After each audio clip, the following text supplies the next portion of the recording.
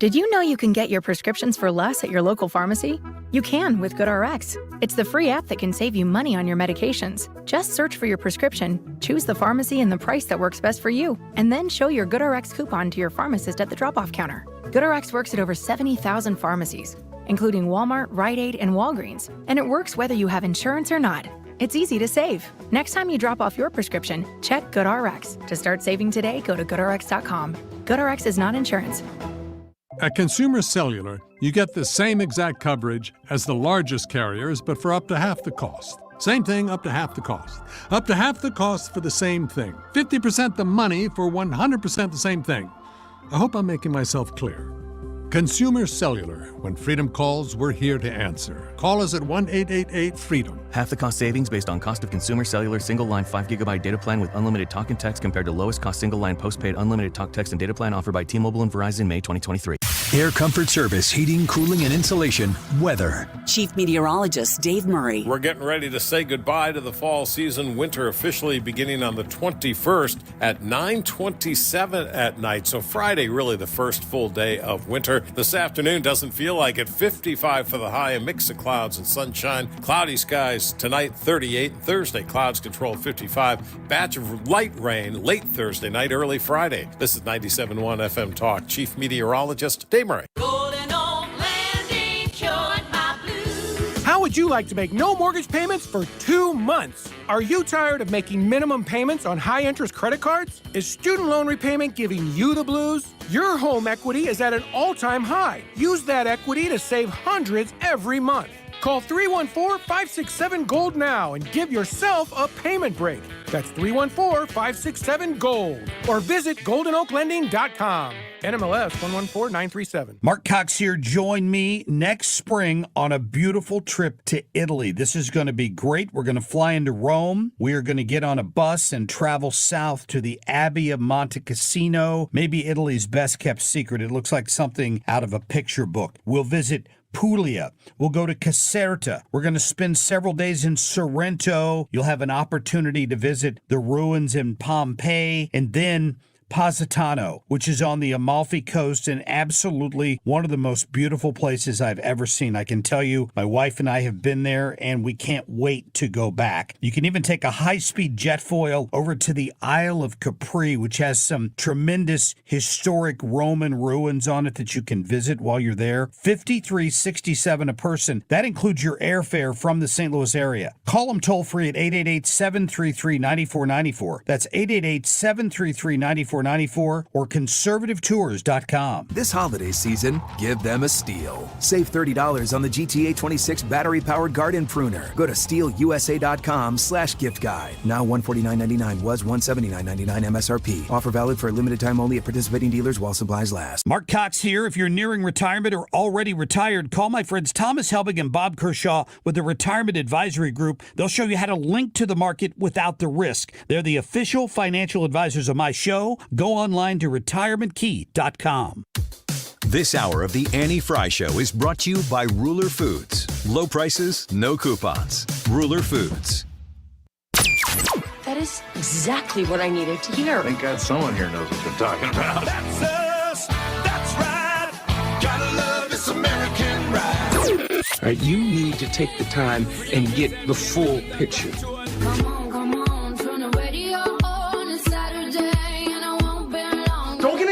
I love the ladies. I mean, they rev my engine, but they don't belong in the newsroom.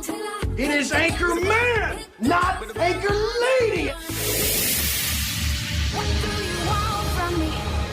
I'm not America's sweetheart. Goodness sake, kid. Keep your voice down. Your father's listening to the radio. I'm not America's sweetheart. This is the Annie Frey Show.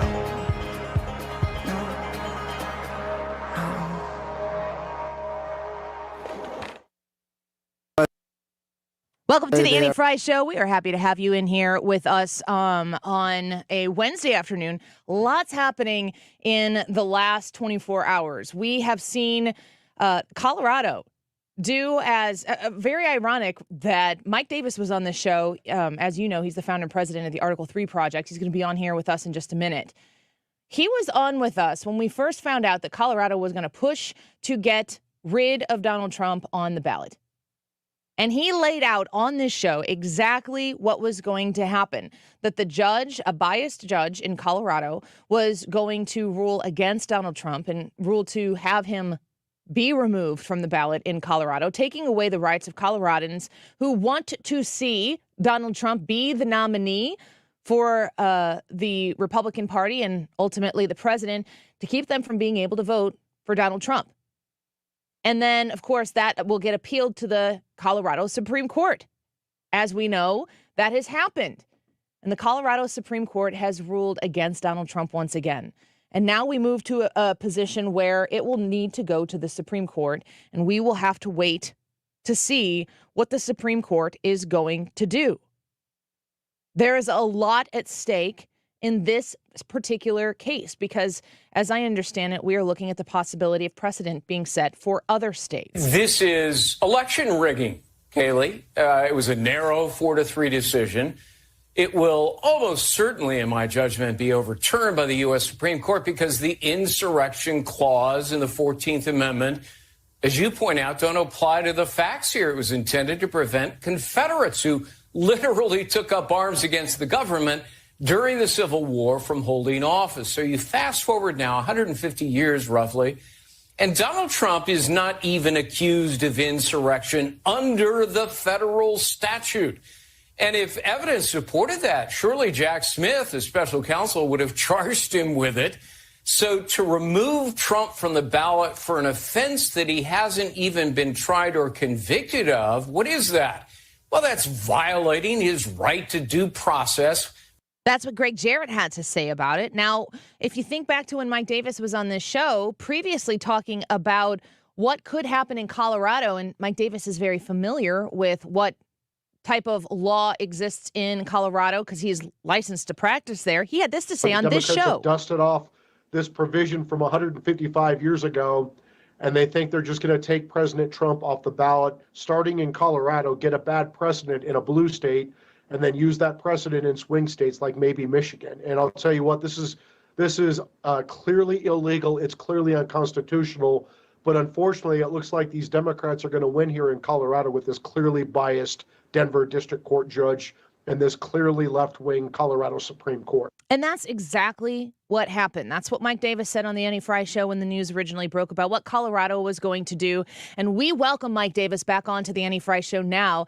He's the founder and president of the Article 3 Project. He is the former chief counsel for nominations at the United States Senate Committee on the Judiciary. He has a lot of expertise, and he certainly called that shot here on the Annie Frey show. Mike Davis, welcome back to the Annie Frey show here. We're grateful to have you. Thank you for having me.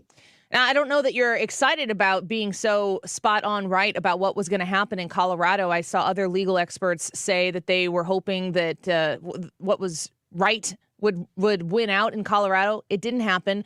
Tell us, Mike Davis, what you think happens next.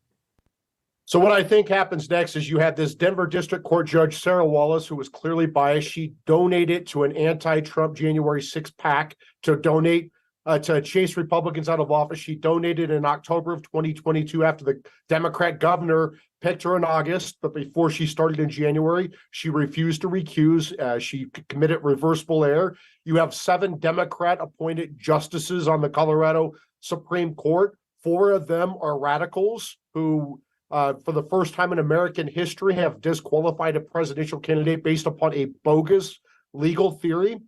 This is going to go to the Supreme Court of the United States. The Supreme Court has discretionary review. They don't have to take this case, but I don't know how they avoid this because you're going to start to see other states, as we discussed before, Annie, use this Colorado precedent to disqualify President Trump and other swing states. And if Democrats think that they can just win the next election by default, even though President Trump has the support of the American people, if they think they could just kick him off the ballot based upon this bogus legal theory, this is how republics fail. Yeah, those are strong words, but you were right the last time, and I'm worried about what happens next. A lot of the feedback that I'm hearing from legal experts is that we need to have a 9-0 ruling out of the Supreme Court. Do you think that that is necessary, that there is a, I guess, bipartisan on the Supreme Court, even though that's not really supposed to be a thing, response to what Colorado will be sending their way?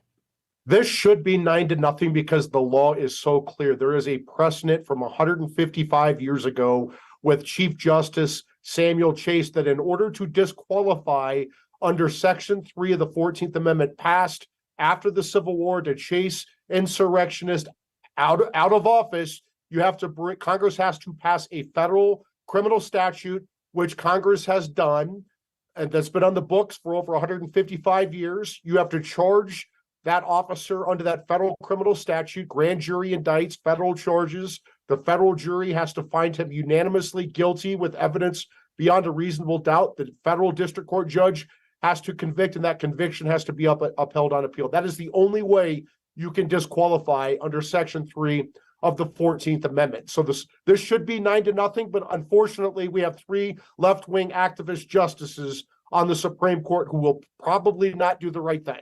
Well, you're a former law clerk for Justice Gorsuch as well. You know the Supreme Court very well.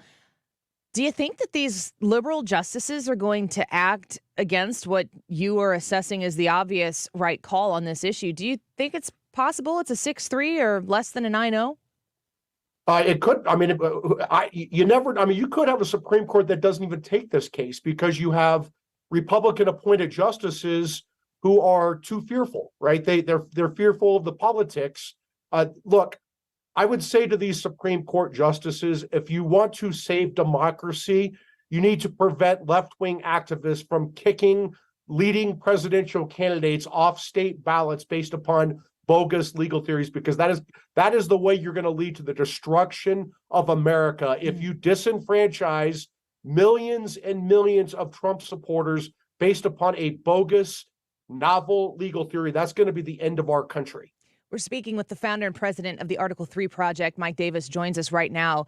I've talked with you about many of the other charges that have been filed against Donald Trump. And politically, the ramifications has been that Donald Trump's support has grown. And this is yet another version of lawfare, it seems, that the Democrats are willing to take against Donald Trump.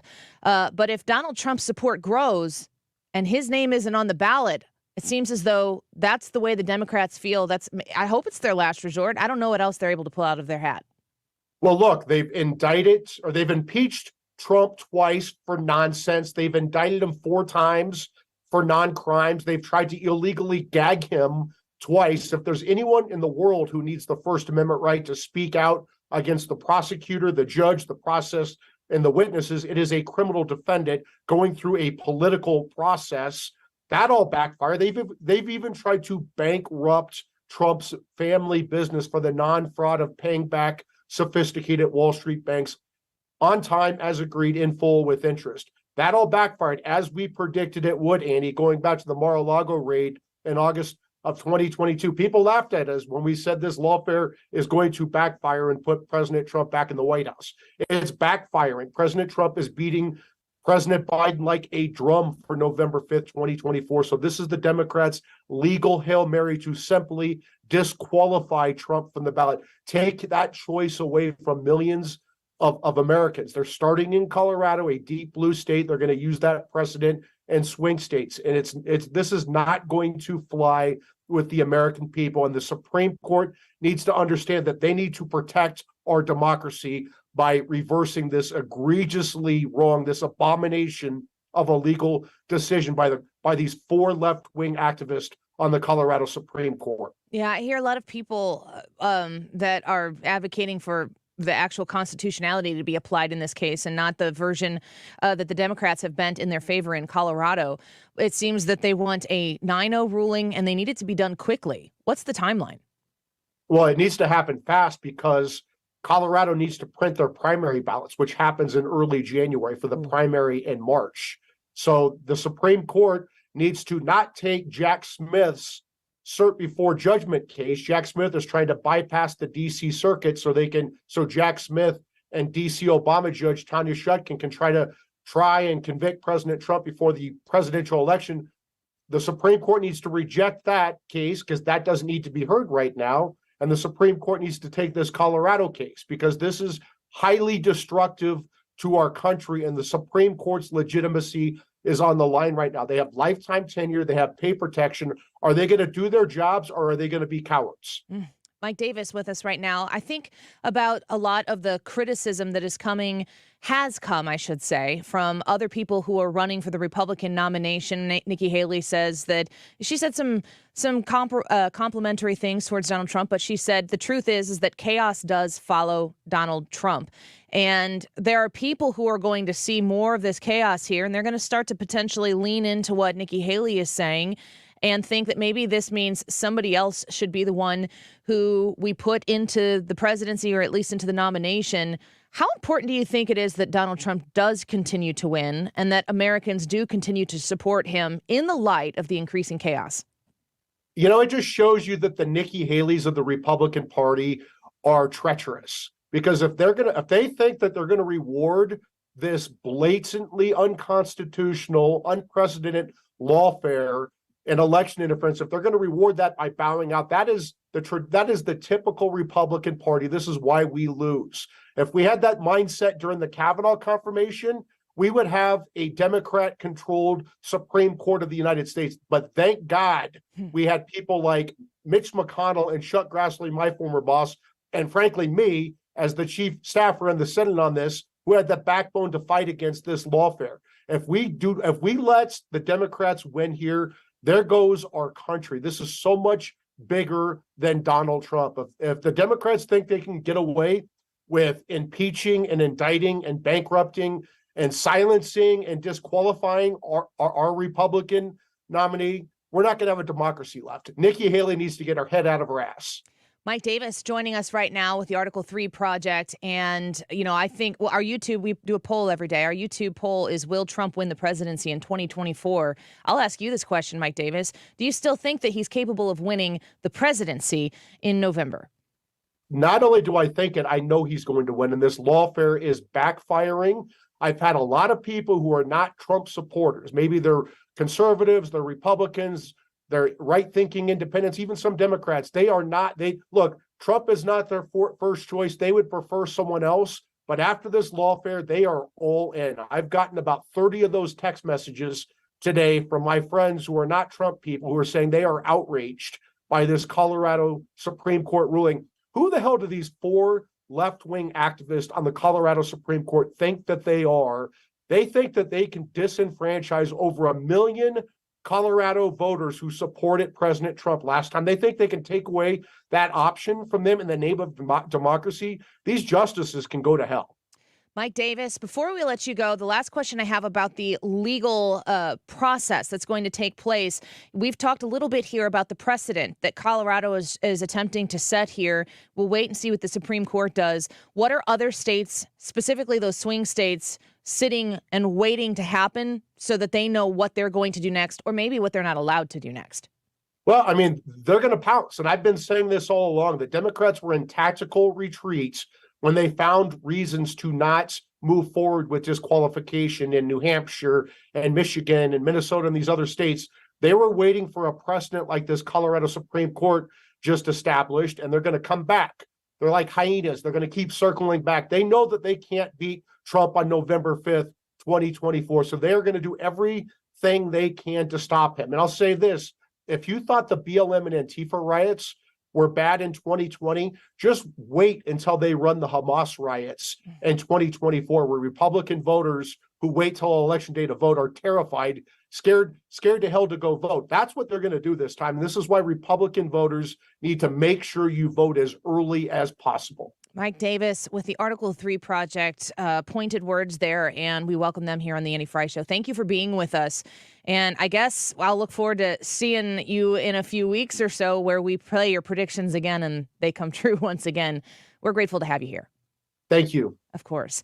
Mike Davis is the founder and president of the Article 3 Project. He's also the former chief counsel for nominations, the United States Senate Committee on the Judiciary, and the former law clerk for Justice Gorsuch. He's seen a few things. He's been involved in a lot of things, and we're grateful for his thoughts on this moment right now, where we kind of get to sit and wait while we watch our republic hang in the balance. The Colorado Democrats are able to eliminate their opponent from the ballot just because. What does that say about where we stand right now and our adherence to the Constitution? That's for the legal scholars to argue and debate, and it will go to the highest court in the land, the Supreme Court, to rule. And I hope that they do take the case. And as many of others said, I hope that we get a 9-0 ruling, an emphatic, what the heck are you doing, Colorado ruling. We're going to take a quick break. A reminder, at 12:45, we are going to be joined by Congressman Mike Bost and the Speaker of the House, Mike Johnson. We're going to speak first with Mike Bost and then be joined by the Speaker. You're going to want to stick around for 12:45. We asked Ryan Wiggins to do Wiggins America a little bit later in the show for the Speaker of the House, and he obliged. So keep it right here on the Annie Frey Show. We'll be right back. Where you've heard about love and giving sight to the blind. You're listening to The Annie Frey Show on St. Louis's home for conservative talk. Find the podcast, on-demand audio, and more at 971talk.com/Annie.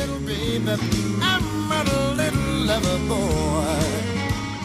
Shopping for flooring at Michael's Flooring Outlet is a smart decision, especially if you are in the process and you've checked out some other locations. Make sure you give Michael's Flooring Outlet a chance to earn your business by visiting one of their 3 locations. They are easy to find in St. Louis, in St. Charles County on Main Street, in Old Town St. Peters at Mid Rivers and Highway 70, in West County on Olive Boulevard, a mile off of 270 West on Olive. They're also located in Darting Prairie, but they're always online right now on your lunch break while you're dreaming of the new flooring to replace the worn-out flooring in your home. Just go to igotfloored.com. You can request an estimate there. The other thing that you can do at igotfloored.com is read through some of the reviews and see their dedication to making sure that the job is done right. They care about customer satisfaction. They have experts in the field of flooring so that when you're making a purchase, you are talking with people who are very, very well-versed in what kind of flooring will accommodate your needs and making sure that you get the aesthetic that you walked in hoping you would get or guided to the one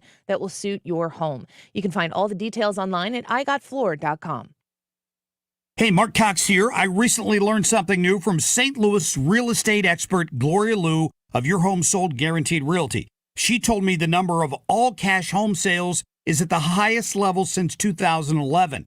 Makes sense. Gloria knows that today home sellers have options outside of a real estate agent or an auction company, and that a cash offer may be the best solution. Unlike a local investor or a real estate agent that gives you just one option, Gloria Liu's able to provide multiple cash offers quickly by visiting her website. You also get a guaranteed offer from one of her motivated buyers in waiting. So if you'd like to receive multiple cash offers on your home quickly, visit gloriahasthebuyers.com. That's gloriahasthebuyers.com. You can sell as is without having to make any costly repair and choose your closing date. Get multiple cash offers for your home today at gloriahasthebuyers.com. That's gloriahasthebuyers.com. Okay, so you filed your taxes this year, but you know you have past IRS issues. And now the IRS letters are coming. Hi, this is Lance Story with the Lance Story Law Firm. Don't ignore those IRS letters. They're important and give you rights and deadlines to defend yourself. Waiting could cause you to lose those rights. Call the Lance Story Law Firm now and let us help you get ahead of the IRS and defend your rights while you still have time. The Lance Story Law Firm is located here in St. Louis, so take the first step and hire a tax resolution attorney. We've made it super easy to schedule your free consultation in person, or you can do a phone call and save travel time. Remember, IRS problems are legal problems. So before you send money to some out-of-town, high-pressure salesperson, give us a call at the Lance Story Law Firm. Call today at 314-260-6120. That's 314-260-6120. Or go visit LanceDruryLaw.com. The choice of a lawyer is an important decision and should not be based solely upon advertisements. Warmest wishes for a joyous holiday season and a happy new year from your friends at Odyssey and Onder Law Injury Lawyers.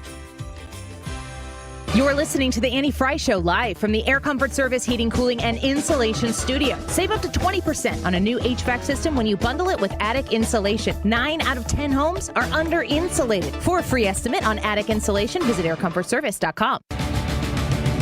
It's a Christmas tradition on 97.1 FM Talk. The Annie Frey Show Christmas Special. Music and entertainment to make the most out of your celebrations. Starting Christmas Eve at noon and Christmas Day at 7 a.m.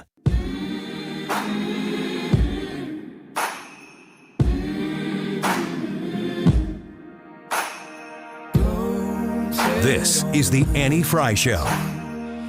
Follow Annie on Twitter @AnnieFryShow. Go tell it on the mountain that Jesus Christ is born. While shepherds kept their watching, oh silent flocks by night. Behold, throughout the heavens there shone a holy light.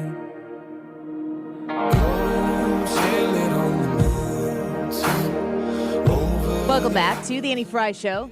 Just got done with a very lively conversation with Mike Davis. And I really do believe that we are at a crossroads. And it doesn't, man, it's not like we haven't said this before. We have been at so many crossroads, and we just keep digging deeper and deeper in this country where the Democrats are actively looking at the ends justify the means at any cost to eliminate Donald Trump from being the president again.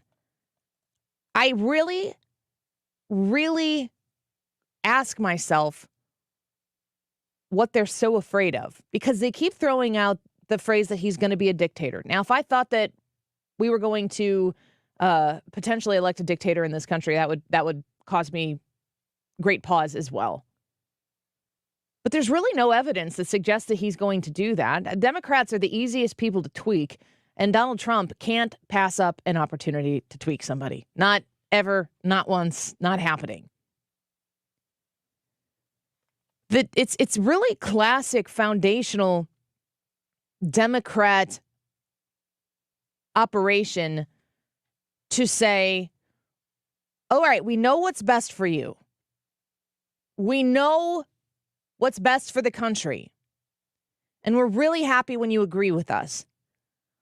But if you're going to not agree with this on this time, we're just going to take extra precaution to make sure that we take care of things for you. Isn't that kind of the way the Democrat Party works on policy, in politics, in both of those realms, where they really just know better than you do? If you're going to vote for Biden, then good. We appreciate that we see eye to eye. That's kind of the thought process of the Democrats. If you're not going to vote for Biden, we're going to take care of it for you. By any means necessary, it appears. If you look up the dictionary definition of insurrection, I do find this to be important. If you look up the definition of insurrection, it's a violent uprising against an authority or government. The insurrection was savagely put down. That's the sentence it was used in. A violent uprising against an authority or government. You know what the governing authority of the United States of America is?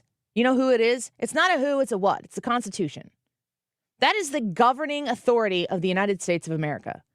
And the Founding Fathers, the geniuses that they are, didn't put a person in place because that's what they were saying when they said, we the people. The Declaration of Independence essentially said, we're not doing it this way anymore, and we're willing to die for it. And then they put together a document that ensured, at least up until this long, that we wouldn't be ruled by a monarch, that we wouldn't be ruled by a person. We'd be ruled by the Constitution. And that's the separation of democracy versus republic, is the idea that the Constitution reigns supreme. It's not the majority, like in a democracy. It's we are a republic because we have a representative government that is overseen by the Constitution. That's the difference. It's an important distinguishment as well. You want to talk about who's aggressively rebelling against the ruling entity of this country? It is the Democrats. It is the activist Democrats at every turn. They are actively working against the American people, limiting the American people, their ability to vote for whom they choose. And if the people want Donald Trump, and we haven't had a vote cast yet, maybe Donald Trump's not the guy who wins the nomination. It would be shocking if that were the case. His polls, which I don't abide, I mean, like, they'd have to be so wrong. Polls are wrong all the time, but these would have to be so wrong for Donald Trump not to get this nomination. They have done everything they can to make him unlikable, untenable in the eyes of the American people. And the truth is that the Democrats hate you. They hate what you stand for. They hate that you still stand for it. They hate you. And Donald Trump, as he said, and he was right when he said this, it's not me they're after you. He's just in the way. And they're going to try to get him out of the way. Come hell or high water, they're going to try to get him out of the way. And we've talked about this on the show, we've had guests on to talk about J.B. Pritzker in the state of Illinois. He's the governor of the state of Illinois, and he has Scrooge McDuck gold doubloons, which is the way I always refer to him because that's how I see him, where he can throw money at any problem that he wants to manifest and then be the fireman and the arsonist at the same time. He can create problems, he can solve problems because he has that kind of money. He's got a super PAC that is looking to go to Arizona, to go to Nevada, to go to, I think, Ohio, maybe Pennsylvania also, and throw money into moving the culture in those swing states. If you still call Ohio a swing state, I don't know.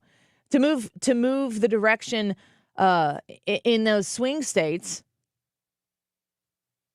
to be culturally more representative of what Illinois looks like. And Illinois is as far left as you can get on many, many issues that are cultural breakdowns from the traditional America that we know. It's one thing to look at this country and our culture and say, wow, we have a lot of different people here, and somehow or another, we've lived up to this point in time in harmony. It's another thing to take the idea of cultural influence, to put it in classrooms, to advocate for the permanent transition of minor children. In the state of Illinois, the amount of things that you do not have to get parental approval from, abortions to name one, gender counseling and medical procedures, they work very hard to make that so that parents aren't the ultimate say of their minor children, who these same parents would have to be called to permit an aspirin, they're going to take aspirin, to take an ibuprofen at school for a headache. You got to call to make sure that that's an okay thing, but not an abortion. I wonder if they give pain medicine during an abortion. They do. Why is it that the culture is ground zero for the left, and they know that? Why is it that they feel so emboldened to do things like what they're doing in Colorado as the test kitchen for other states to mimic it? And you sit here and you go, how could they do this? This is absurd.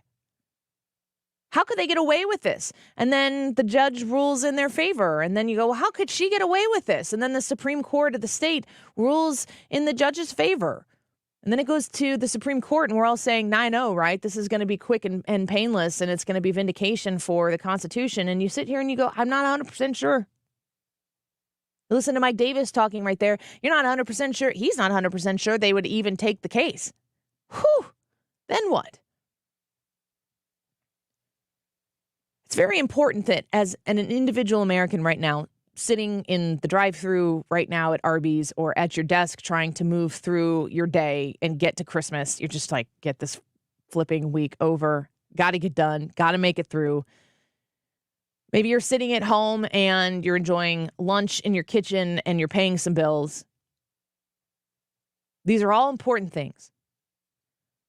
But we're getting really close to the time that we're going to have to understand exactly what principles we are willing to stand up against and we are willing to stand up for. There's not going to be any room left on the sidelines because the sidelines are disappearing. The ground with which we need to fight on our principles, we need to show up and influence those around us with kindness, with listening, with a hearing ear. Those times are upon us now. You cannot do that by isolating yourself from people who don't think the way you do. They might try to isolate themselves from you, and if they make that choice, too bad for them. But the time is now to make sure that we are willing to speak up about the things in our life that are important, that the idea that has been cultivated and promoted and industrialized by the left, that who you are and how you identify is really important. And you can take it as far as the left has. You don't have to, but you can put it out there for everyone to know, the first thing.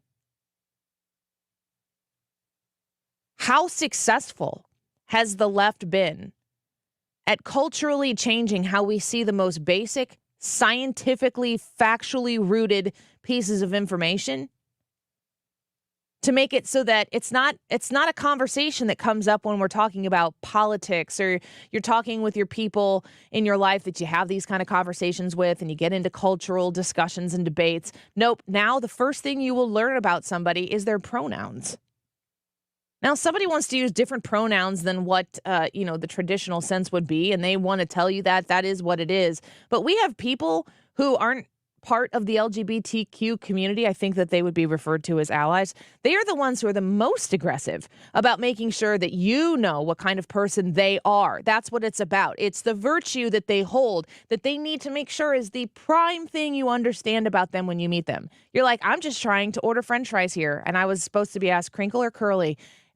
And you're like, pronouns? Okay. Why is it that culturally that element of another person precedes so many things? Because the left has been fighting a culture battle for way longer than the right has even been willing to turn an open eye to. Because we try to be nice. You try to be quiet. You try not to upset people. You don't want to be called names. Folks, they're calling you names. And they win when we're quiet. They lose when we speak.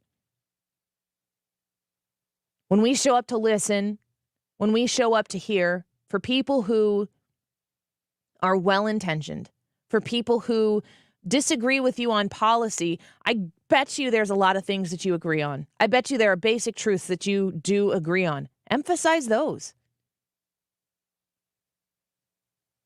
I look at the left and I see how they present themselves. I'm talking about the left. I'm talking about the people who want you to know that they're on the left before you even open your mouth. I'm not talking about everybody who votes Democrat, because that's a different group of people.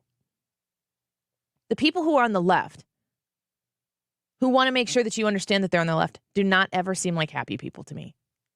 They don't seem like satisfied people to me. They seem very disgruntled. And their satisfaction comes with victory over, if you are somebody who's on the right, victory over you. And victory isn't about changing your mind. It's about shutting you up. You can sit there with your rudimentary traditional values. You can think the things that you think and be caveman wrong, but you're going to shut up. That's what you're going to do. You're going to keep quiet. You will not speak. That's their victory. That makes them smile for a minute, and then they go back to square one. Just not really there for it anymore. There's no need for aggression. There's no need for, violence. There's no need for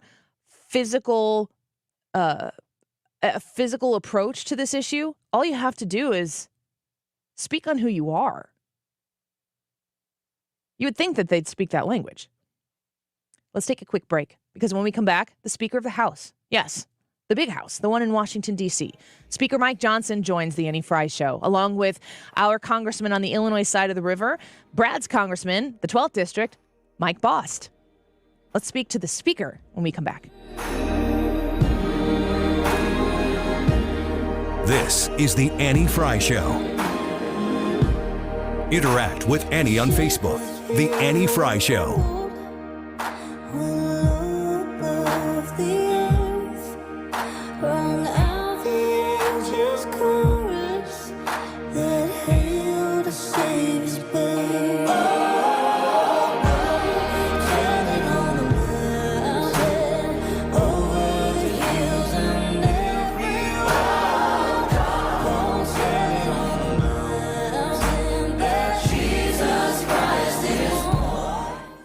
Let's talk about the Diamond Shop and how they are helping you, even in these last minutes before the Christmas holiday is upon us, find something special for yourself or for somebody in your life who happens to be special. They have a wide selection of engagement and wedding rings, fine jewelry, and watches. They create custom jewelry. They offer jewelry and watch repair as well, and appraisals, and they also buy gold.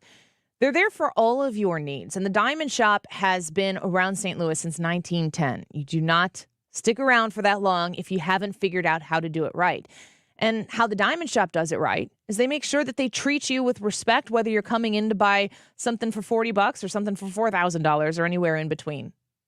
They are there to make sure that they guide you through the process so that you're satisfied, you're not pressured. One thing that I like to comment on is they don't have salespeople there that are on commission because they don't want anyone to walk into that store and feel like they're, specifically trying to be sold on something. They want you to invest in something that you love. And they have a ton of products there, a ton of pieces that are absolutely stunning in your budget range and still available for this Christmas season. Find them online at thediamondshop.net. This is Kim St. Ange with the Mark Cox Morning Show on 97.1 FM Talk. I can see clearly now thanks to Doctors Birdie and Malhotra with Ophthalmology Associates, and you can too. Go to youridoc.com today or call 314-966-5000. $79. That's all you need for a full-service furnace clean and check. We're Thomas Hoffman Heating. We're a 5-star rated heating and AC company. Call Tom at Thomas Hoffman Heating.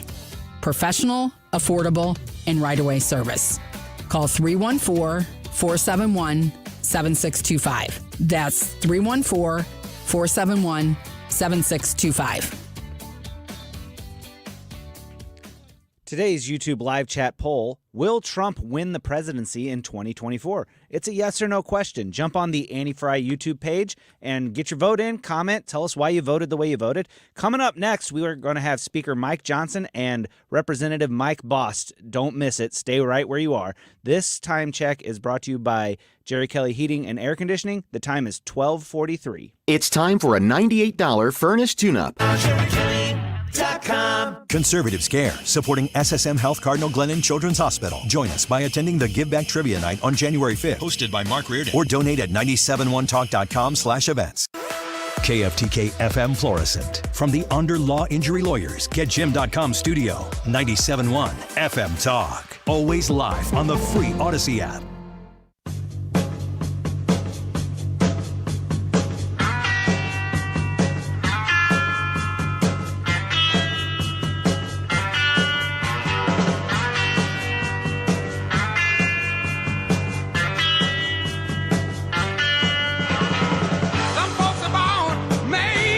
This is the Annie Frey Show.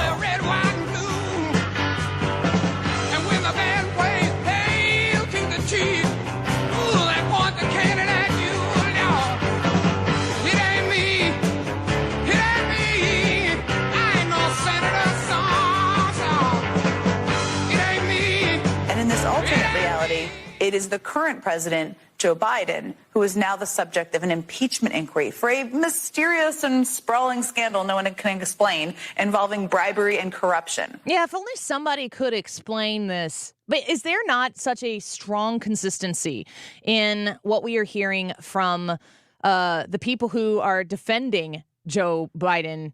There's no evidence here whatsoever. It's something else. Let's get to our next guest here. I'm so excited to have Congressman Mike Bost on the line with us. We're going to be joined as well by Speaker Mike Johnson in a bit. Mike Bost, welcome back to the show. Merry Christmas to you. Annie, Merry Christmas to you. Thanks for having me on. Oh, you bet. I want to give you the opportunity to respond to Jen Psaki there, who was saying, nothing to see here. There's no evidence whatsoever. I don't even know what's the mysterious thing that they're saying the president has done. Did you vote for the impeachment inquiry? Oh, sure I did, because it's an impeachment inquiry. And the thing is, we've got to give the authority to our three committees that are working on this and the chairman of those committee to actually go to the agencies who could actually hold back information that's vitally important. Now, this is not the impeachment, but it is the investigation. Oversight authority has been given to Congress, and to make sure that they, when we go to these agencies, the agencies don't have an answer. Well, you really didn't have a vote. No, we've had a vote. Now we have been put in place to start doing the inquiry, to request the information. We are the Congress of the United States, and we should be able to do the investigation necessary. That doesn't mean it's going to lead to an impeachment. It means that we are conducting the evidence. Remember, Annie, there is one person in the Illinois House, or from the Illinois House that now serves in Congress that's been through a real impeachment, and that was Rod Blagojevich. So I know how you collect real information, but then to finish, if you decide you have to impeach, you've got to have enough to convict in the Senate. Well, we are joined by Representative Mike Bost, who you just heard there. We are also joined by the Speaker of the House, the 56th Speaker of the House from Louisiana's 4th District, Speaker Mike Johnson. Speaker, what an honor to have you on the Annie Frey Show here. Thank you for your time. Well, hey, Annie, thanks so much, and good to hear Mike's voice. We were just doing an event together, and he knows what he's talking about. You know, I just want to chime in just real briefly on that impeachment issue.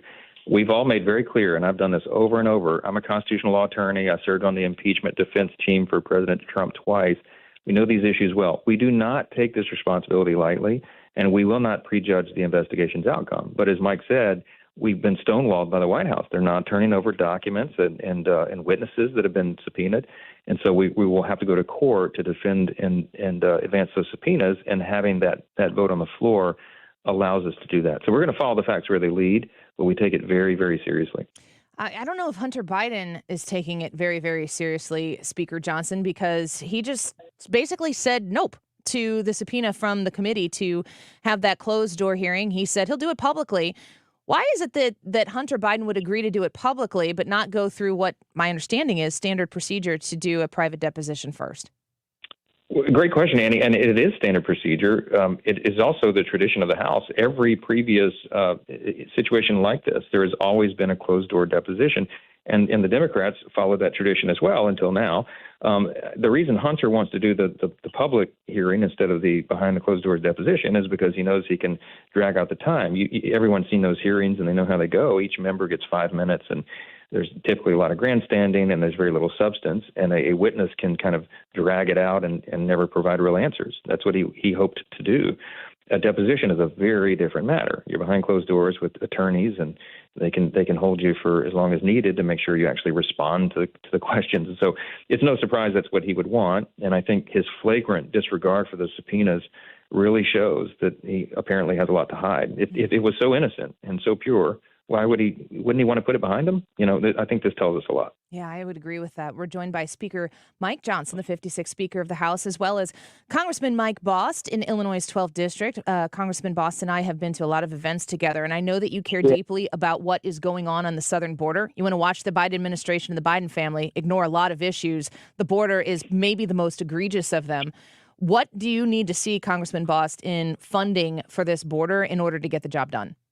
We need to return to President Trump's policies. You know, we need to make sure that we keep the stay in Mexico policy. We need to make sure the border is secure. We need to support those governors that are trying to help us secure the border, even trying to help their own states.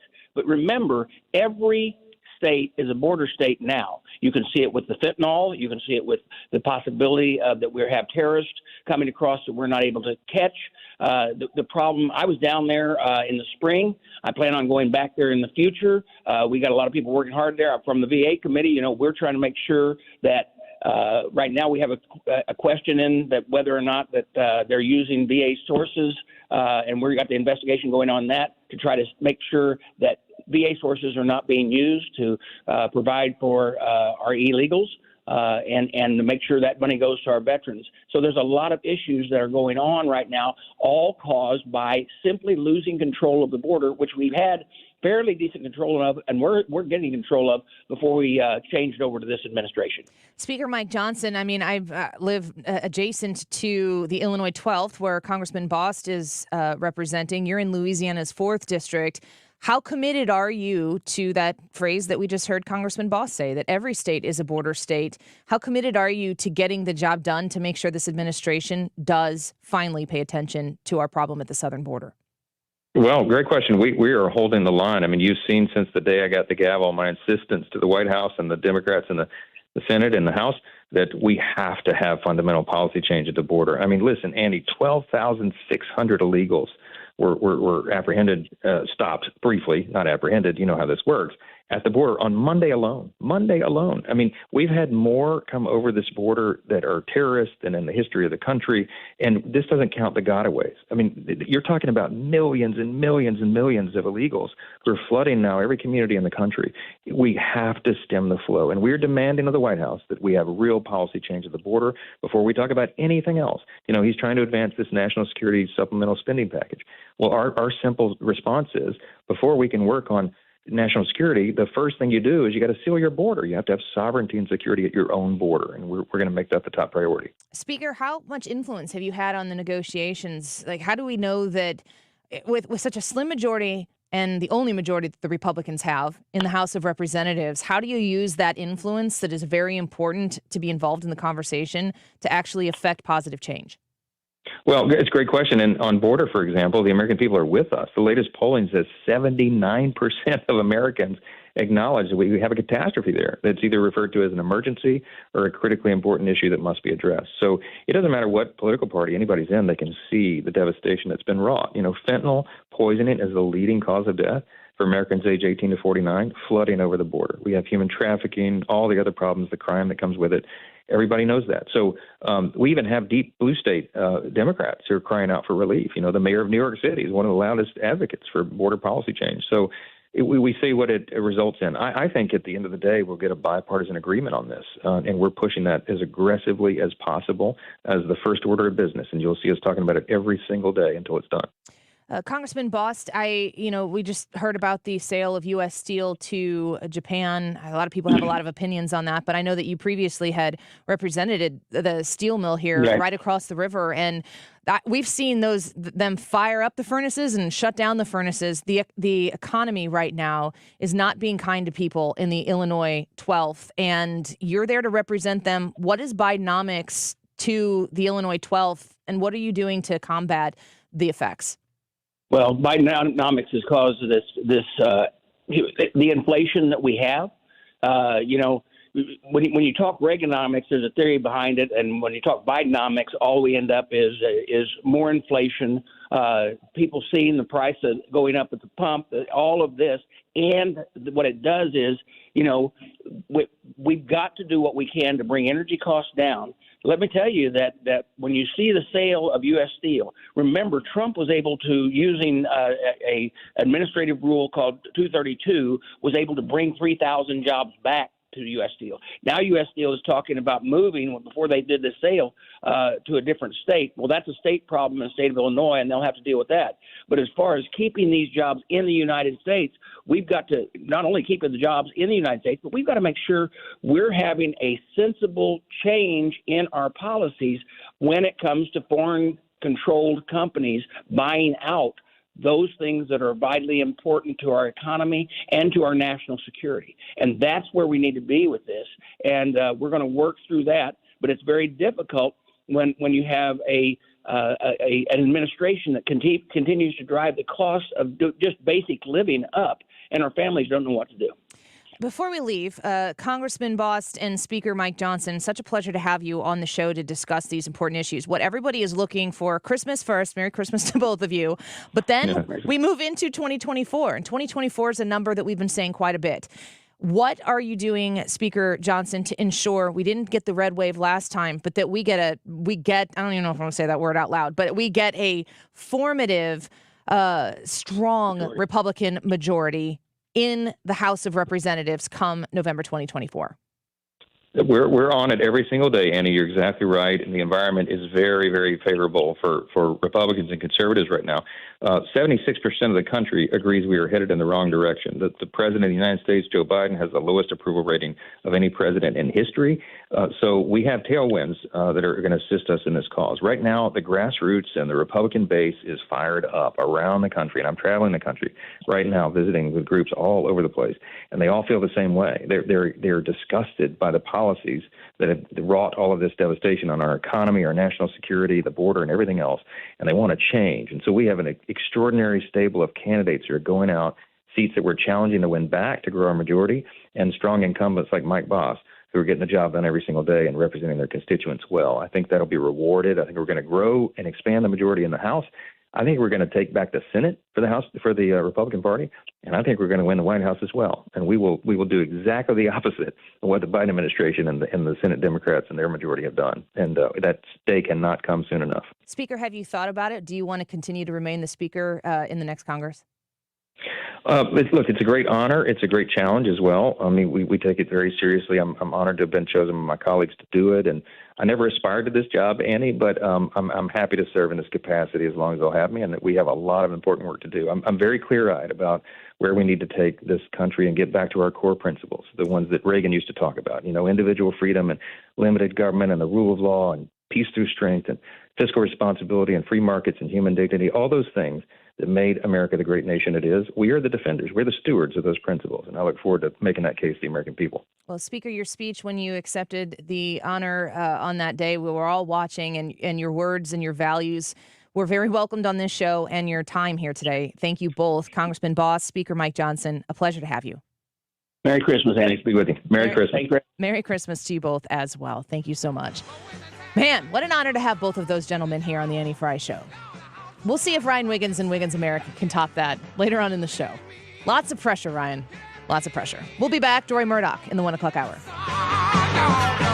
At NeoVitan, our goal is to create safe, dependable multivitamins to support your everyday nutrition when you need it most. That's why Dr. Ribicki formulated NeoVitan Original Formula Multivitamin with 20 daily ingredients, including B vitamins for energy support, vitamin C for immune support, and our 4-ingredient proprietary blend that you won't find in any other multivitamin. With a 4.8 out of 5-star rating on Trustpilot, you can be sure you are getting the highest quality nutritional support with NeoVitan. And as always, a portion of the proceeds from the sale of NeoVitan Original Formula Multivitamin are donated to the Ribicki Foundation to support pancreatic cancer research. That's nutritional support you can feel good about. Support your best life today with NeoVitan Original Formula Multivitamin, available at your local Deerbergs, Schnucks, select independent pharmacies, and online with our easy-to-use monthly subscription at neovitan.com. That's NeoVitin.com. neovitan.com. Hey guys, Glover here for a brand new sponsor to the show, Master.com. That's MASTOR.com. If your phone system does not allow you to be anywhere in the world, if it is not connected to the cloud, if it is not partnered with Nuso, which is a St. Louis company and a nationwide leader in cloud-based phone systems, then you are with the wrong company. We are local, we're family owned, we are great at what we do. Once again, find us at Mastor, MASTOR.com. That's Master.com for the best phone service. You've been listening to the very popular Wellness 101 for many years, Saturdays and Sundays on 97.1 FM Talk. We're happy to share that we've expanded the show to 4 times a week. Yes, 4 times every weekend. Saturday at 10 a.m., Saturday at 8 p.m., Sunday at 9 a.m., and Sunday at 2 p.m. It's the same great show designed to cut through the nonsense and provide you a common sense, science-based strategy for a healthy life. So join TJ and Aaron for Wellness 101. Now 4 times a week on 97.1 FM Talk. KFTK FM Florissant. From the Under Law Injury Lawyers, GetJim.com studio. 97.1 FM Talk. Always live on the free Odyssey app. No question. I'm Lisa Brady, Fox News. That's President Biden's reaction to a question about former President Trump being an insurrectionist, telling reporters Trump certainly supported an insurrection and calling it self-evident. You saw it all. Now whether the 14th Amendment applies, I'll let the court make that decision. That constitutional amendment has a rebellion and insurrection clause. There's a legal debate over whether it's intended to include the highest elected officials after a Colorado ruling to kick Trump off that state's primary ballot. Colorado's Supreme Court ruled the 14th Amendment disqualifies the former president, but an appeal to the U.S. Supreme Court has already been signaled by the Trump campaign in a case that could settle ballot challenges in more than a dozen other states. Republicans, including those running against former President Trump, have criticized the Colorado court opinion, describing it as election interference. Fox's Jared Halpern in Washington. President Biden was taking questions as he arrived in Milwaukee, where he's speaking at the Wisconsin Black Chamber of Commerce, defending his economic agenda and highlighting benefits for Black-owned small businesses, including Hero Plumbing, which is part of the federal effort to replace lead pipes across the country. The Senate's beginning a delayed holiday recess, but talks on border security will continue. The closed-door meetings will transition to remote ones with the Senate in recess until the new year. Every day has gotten better than the day before in terms of working towards a resolution. Independent Arizona Senator Kyrsten Sinema is part of a group that includes Republicans, Democrats, and Homeland Security Secretary Alejandro Mayorkas, who are trying to find a compromise on changes in policy at the southern border. Republicans have made it clear they will not pass President Biden's emergency spending package that includes billions in aid to Ukraine and Israel unless there's changes in border policy. Fox's Ryan Schmelz on Capitol Hill. America is listening to Fox News. Did you know you can get your prescriptions for less at your local pharmacy? You can with GoodRx. It's the free app that can save you money on your medications. Just search for your prescription, choose the pharmacy and the price that works best for you, and then show your GoodRx coupon to your pharmacist at the drop-off counter. GoodRx works at over 70,000 pharmacies, including Walmart, Rite Aid, and Walgreens, and it works whether you have insurance or not. It's easy to save. Next time you drop off your prescription, check GoodRx. To start saving today, go to GoodRx.com. GoodRx is not insurance. Major phone carriers make you sign contracts with rigid data plans to trap you into a kind of forced phonogamy. Sounds pretty insecure if you ask me. At Consumer Cellular, we believe in a more consensual and healthy form of phonogamy, free of contracts and more flexible to your data needs.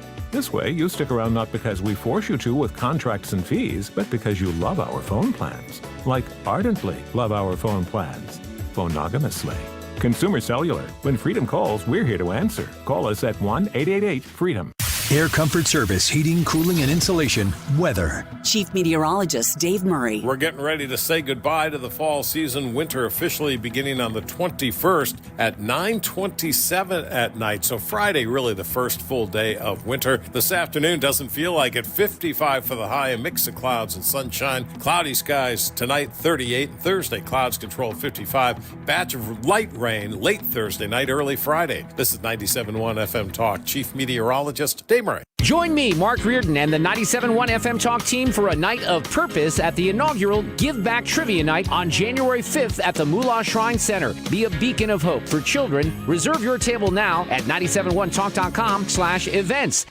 Mark Cox here. I've got an idea. Let's all go to Italy next spring. I'm going to the Amalfi Coast next spring with my friends of conservativetours.com, and you can go along as well. We'll cover Rome, the Amalfi Coast, Puglia, the Isle of Capri, the Abbey of Monte Cassino. It may be one of Italy's best-kept secrets. You know, I've been to the Amalfi Coast before. It is without a doubt one of the most beautiful places I've ever seen. While you're there, you can take a high-speed jet foil over to the Isle of Capri, which is a site that everyone needs to see. Positano is absolutely beautiful. Sorrento is just gorgeous. You'll get to visit the ruins of Pompeii as one of your side trips if you go on this trip. It's $53.67 a person. That includes your airfare from St. Louis. Call them toll free at 888-733-9494. It's 888-733-9494 or conservativetours.com. Need a break from the sound bites and the talking heads? Do you want information you can actually use? Information that'll change your life for the better?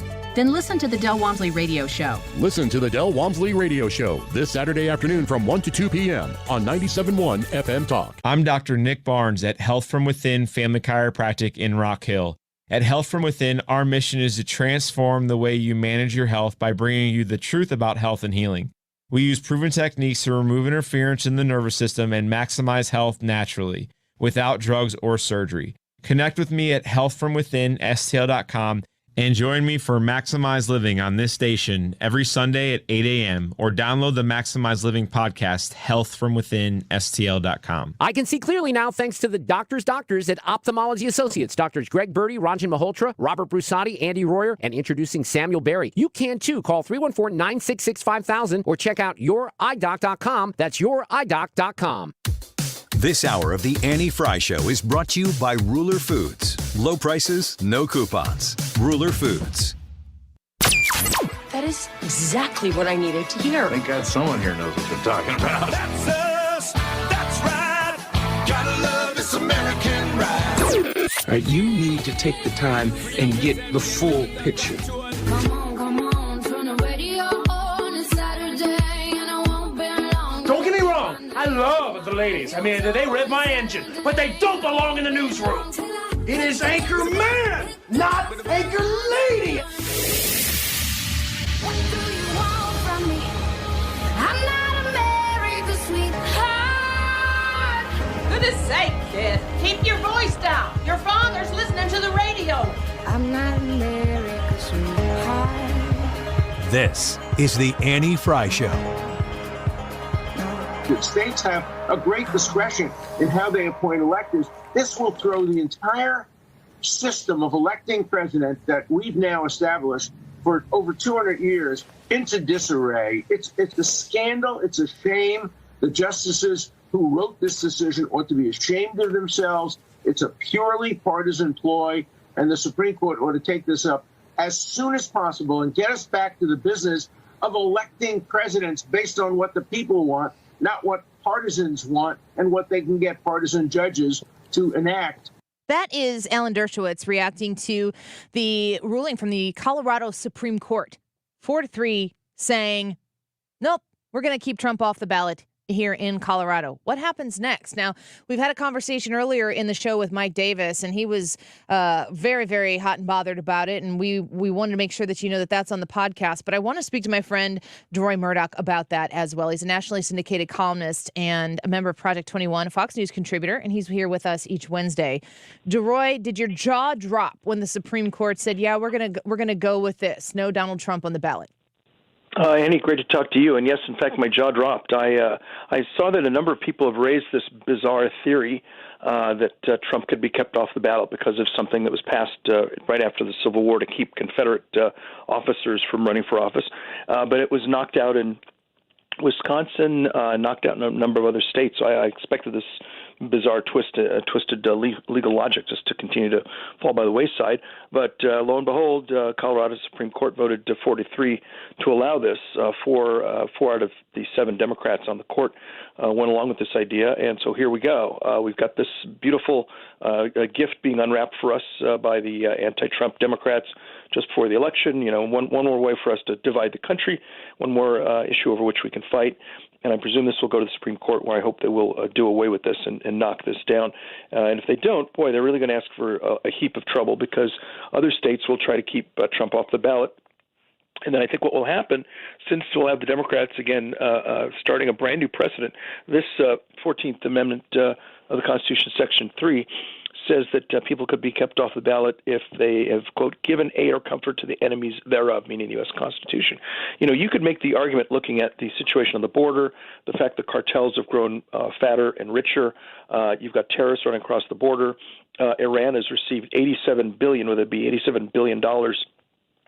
in money, either handed over or unfrozen by the Biden administration, et cetera, and barely a response to the Houthi rebels and terrorists who've been attacking our ships and Western and free market ships in the Red Sea. And you could say that Joe Biden's giving aid and comfort to our enemies. I think we can make the accusation. Apparently, you don't have to have an indictment, a trial, or conviction. You just make the accusation, and Republican legislators and Republican secretaries of state can just take Joe Biden off the ballot, and let's see how the Democrats like that. And we can have a nice big brouhaha over this. So the best thing to do is for the Supreme Court to step in, give a nice rap across the knuckles to the Colorado Supreme Court, and put us back in a situation where I invite the Democrats, run against Donald J. Trump. Don't try to keep him off the ballot. Don't try to disqualify him. Tell us why his ideas are bad, why the Democrats' ideas are better, and try to win elections that way, which is how we've done it in this country for about 240 years. We're speaking with Deroy Murdock, and I think that it is really important in this moment because what is taking place in Colorado is outrageous. And we snap all of our attention to Colorado, and then we slowly focus over to the Supreme Court, hoping that we get a rational 9-0 ruling out of them rapidly. But if you step back from this issue and you see the consistency with which the Democrats, the way that they are fighting the concept of Donald Trump re-entering the Oval Office, it's frightening. It's pretty amazing to see what means they're willing to justify to get to the end that they need, which is absolutely not Donald Trump. And I'm curious, Deroy, if you feel like it's just squarely Donald Trump that is the problem, or if you feel that any other Republican that would win this nomination would face this same sort of aggression. I agree with you on the latter. Yes, some people have said, look, we need to nominate DeSantis or Nikki Haley or Vivek or whoever it is because the Democrats will, I guess, fight more fairly against those folks while they're just completely foaming at the mouth over Trump. Look, I think if Nikki Haley is the GOP nominee, the day after she gets the nomination, she'll be Eva Braun. She'll be Hitler's wife, and we'll be talking about how Nikki Haley is going to open concentration camps and round up and gas people. I mean, the Democrats are not interested in fighting on the issues. It's almost 100% either lawfare or hypocrisy, psychological projection, ad hominem attacks. You scream racism, you scream sexism, you scream homophobia, and this is part of the reason why the country's so divided and why we're just at each other's throats. If they'd say, look, here's our view on what we ought to do on immigration, or let's spend a little bit more money on poor people, let's tax people a little bit more. Fine, we can have an intelligent adult discussion about that. But instead, you just get these completely crazed comments about Trump being like Hitler. And we're going to have totalitarianism. This will turn an authoritarian country, et cetera, et cetera. While at the same time, the Democrats are the ones who are engaging in censorship. They have people running around Silicon Valley saying, don't publish this article, deplatform these people, make sure these people's income at places like the Daily Caller and the Federalist and the New York Post, let's make sure and reduce their revenue so that they can't survive. This is the kind of stuff the Democrats are engaging in, while at the same time they said it's the Republican Party that's trying to make the United States not a democracy. I can't think of anything more undemocratic than what the Democrats did in Colorado yesterday, which is 3 or 4 Democrat judges saying to people who support Trump or even people who oppose Trump, we won't give you the option to have his name on the ballot. One of my joys is when I go vote is not just to vote for the person I support, but to see the person who I oppose and say, I'm not voting for you, watch this, as I look at Hillary Clinton's name and then put in the X next, or fill in the bubble or whatever it is, next to Donald J. Trump, and then have the joy of not voting for the person I oppose. And I'll have the joy of not voting for Joe Biden next November. And there are people who have the joy of not voting for Donald J. Trump next November, and we should not take that joy away from them. But this is what the so-called pro-democracy Democrats are doing in the name of democracy, while they're actually acting in a spectacularly undemocratic, and I would add, un-American fashion. Deroy, I'm kind of chuckling here at Steve's comment on the Annie Frey YouTube live broadcast that we have going right now. And he said, didn't they move the All-Star game to Colorado a couple years ago because of supposed voter suppression? When you think about what MLB virtue signaled to try to take that All-Star game, which would have brought an enormous amount of money to Atlanta, which is a very high minority populated area, because they called everybody in Georgia racist for those laws. So they put it in Colorado. Yeah. Isn't this a form of voter suppression in Colorado? It is, absolutely. It is total voter suppression. There are people who voted for Trump in 2016 and 2020 who want to vote for him again.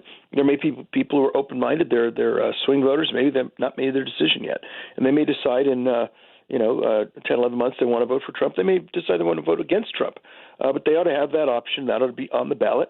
And the way to beat Trump is with better ideas, better program, better agenda, a better program, and why don't they focus on that? The Democrats don't seem to have hardly any interest in saying, look, here's our 10-point plan to make America a better country, so therefore vote for us. Their idea is we're going to take Trump off the ballot. We're going to try to, first of all, lock him up with these 4 different cases, hopefully throw him in jail, take him off the ballot, let 8 million brand new voters come across the border at Eagle Pass, Texas, and elsewhere. They had 12,600 people come across the border yesterday. That is a brand new record. A lot of those people will be voting, I think, illegally. Some of them will be nefariously saying, let me go vote because I know it's against the law. Others of them might come in and very innocently think, look, Joe Biden gave me a free phone. He gave me a free plane ticket. He gave me a free hotel room in Times Square. I like Joe Biden. Let me go show Biden how much I like him by going to vote. And in places like Pennsylvania, where they're going to have same-day registration, you walk up to the polls, say, here I am. They give you a ballot. You could say, I don't speak English. They give you a ballot in Spanish or Vietnamese or Tagalog or some other language, and you vote. And then they discover, a week or two later, that person wasn't qualified to vote. Too late, that person's ballot is in the pile, has already been counted. And I think the Democrats are hoping that 51% or more of those ballots will be for them, and that they will be able to add those people to their permanent governing majority and turn this basically into a one-party state. I think it's exactly what the Democrats want. That is the exact and only reason the border is wide open. It has nothing to do with people enjoying better lives. I want a better life. You want a better life. Everybody listening to my sound of my voice wants a better life, so that's not an argument. Everyone wants a better life, so who cares? And yet these people are being allowed to break into this country, I think because the Democrats figure that a majority of them will end up voting Democrat legally or illegal at some point, and they're bringing in their next governing majority. That's what the Democrats are doing. I think that's 1,000% why they're doing this. I think it has anything to do with asylum or feeling sorry for people or anything else. And again, I describe that as highly anti-democratic, by the way. Yeah. In order to solve a problem, you have to identify what the problem is. And it seems as though we've identified what the problem is right now with everything that you've just articulated here. What do you want people to know going into 2024? Because we're right there, and we're about to be in the full onslaught of campaigning, of nasty politics that come out during a campaign. It's going to get real rough before we have the opportunity to vote in November. What is your ask for people who are listening to the show right now who want to see a change, who want to see something opposite of all of those things you just described? What can they do? A couple of things. Ask themselves and encourage everyone they know, friends, neighbors, loved ones, are you better off now than you were 4 years ago? And I think most people look back at how they were in the United States, certainly at least before COVID, and COVID ruined everything. Our economy was thriving. We were at peace. The Middle East was calm. Ukraine was an intact country. Russia was staying within its borders. Taiwan didn't feel particularly threatened. North Korea had stopped its atomic tests. And the ISIS terrorists were eliminated. The ISIS caliphate was destroyed by December of 2017, just 11 months after Trump came in, and the bad guys were on the run. You look at things now, the Middle East is on fire, inflation is ravaging our economy, people's wages have shrunk in real terms since Joe Biden came in, and I think if people believe that their lives are better off before COVID under Trump, then maybe that'll put Trump back in. That's the first thing. Second thing, everybody who is on the right needs to show up at the polls. I don't want to hear about, well, if I go to the polls, they might not count my ballot, so I'm going to stay home. I'll tell you what, if you go and cast a ballot, maybe they won't count it. If you stay home and don't cast a ballot, I promise you they will not count your ballot. 100% will not count your ballot. So go to the polls, bring your friends, bring your relatives, bring your neighbors, bring your loved ones, and go vote. Everybody has to turn out. I don't want to hear people staying home and saying, well, gee, I thought we'd lose, so I stayed home. If you stay home, you make it likelier that you lose. Everything is all the stakes are high. In next November, all the chips are in, and if we win the election, we turn this country around and we make it great again. If we lose, I think this place turns into Cuba with 4 time zones, and you will have basically an American cultural Marxist party in the Oval Office and possibly in Congress.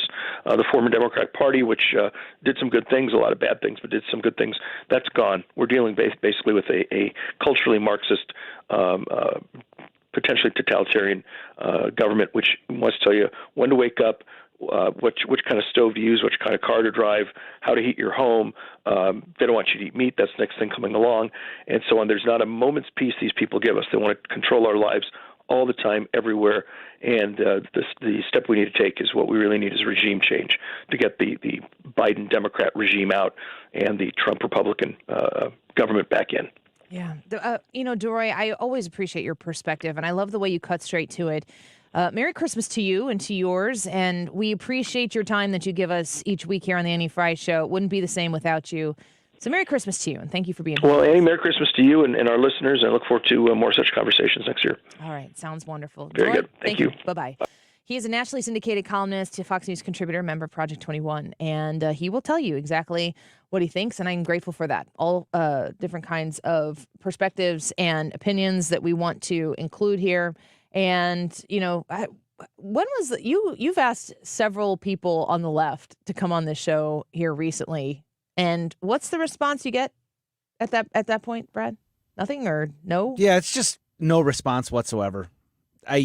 The most response I ever got was from Katie Stewart one time, and it was right after they passed the Protect Illinois Communities Act, the assault rifle ban, and it was her bill that they gutted and rewrote, like in the 11th hour. Yeah, we wanted to know what she thought about that. Yeah, and she sent us saying she was against it, but she just sent us kind of a blanket statement.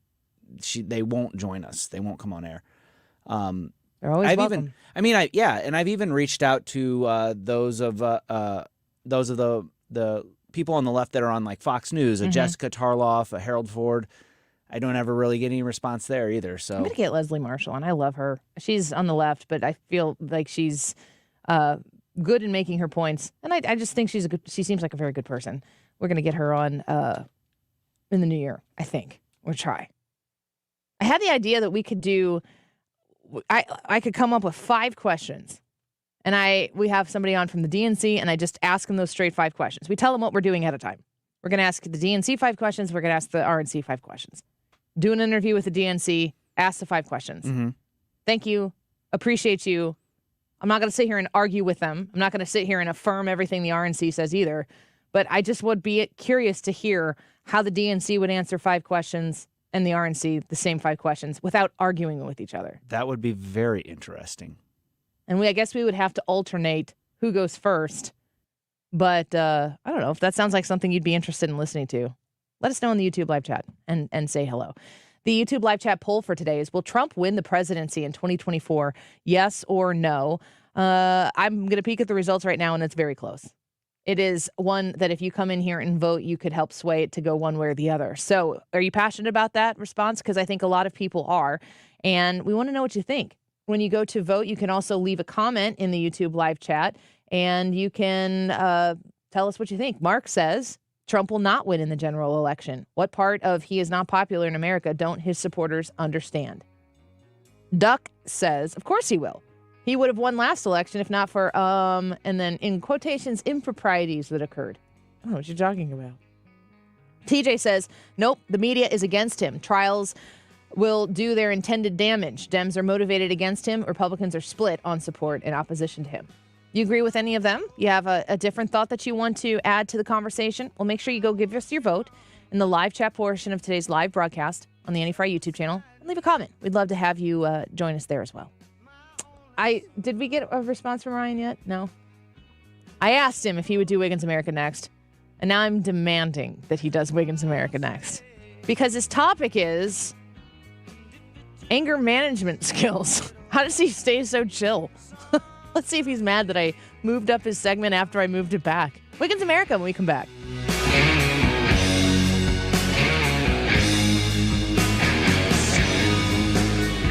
You're listening to The Annie Frey Show on St. Louis's home for conservative talk.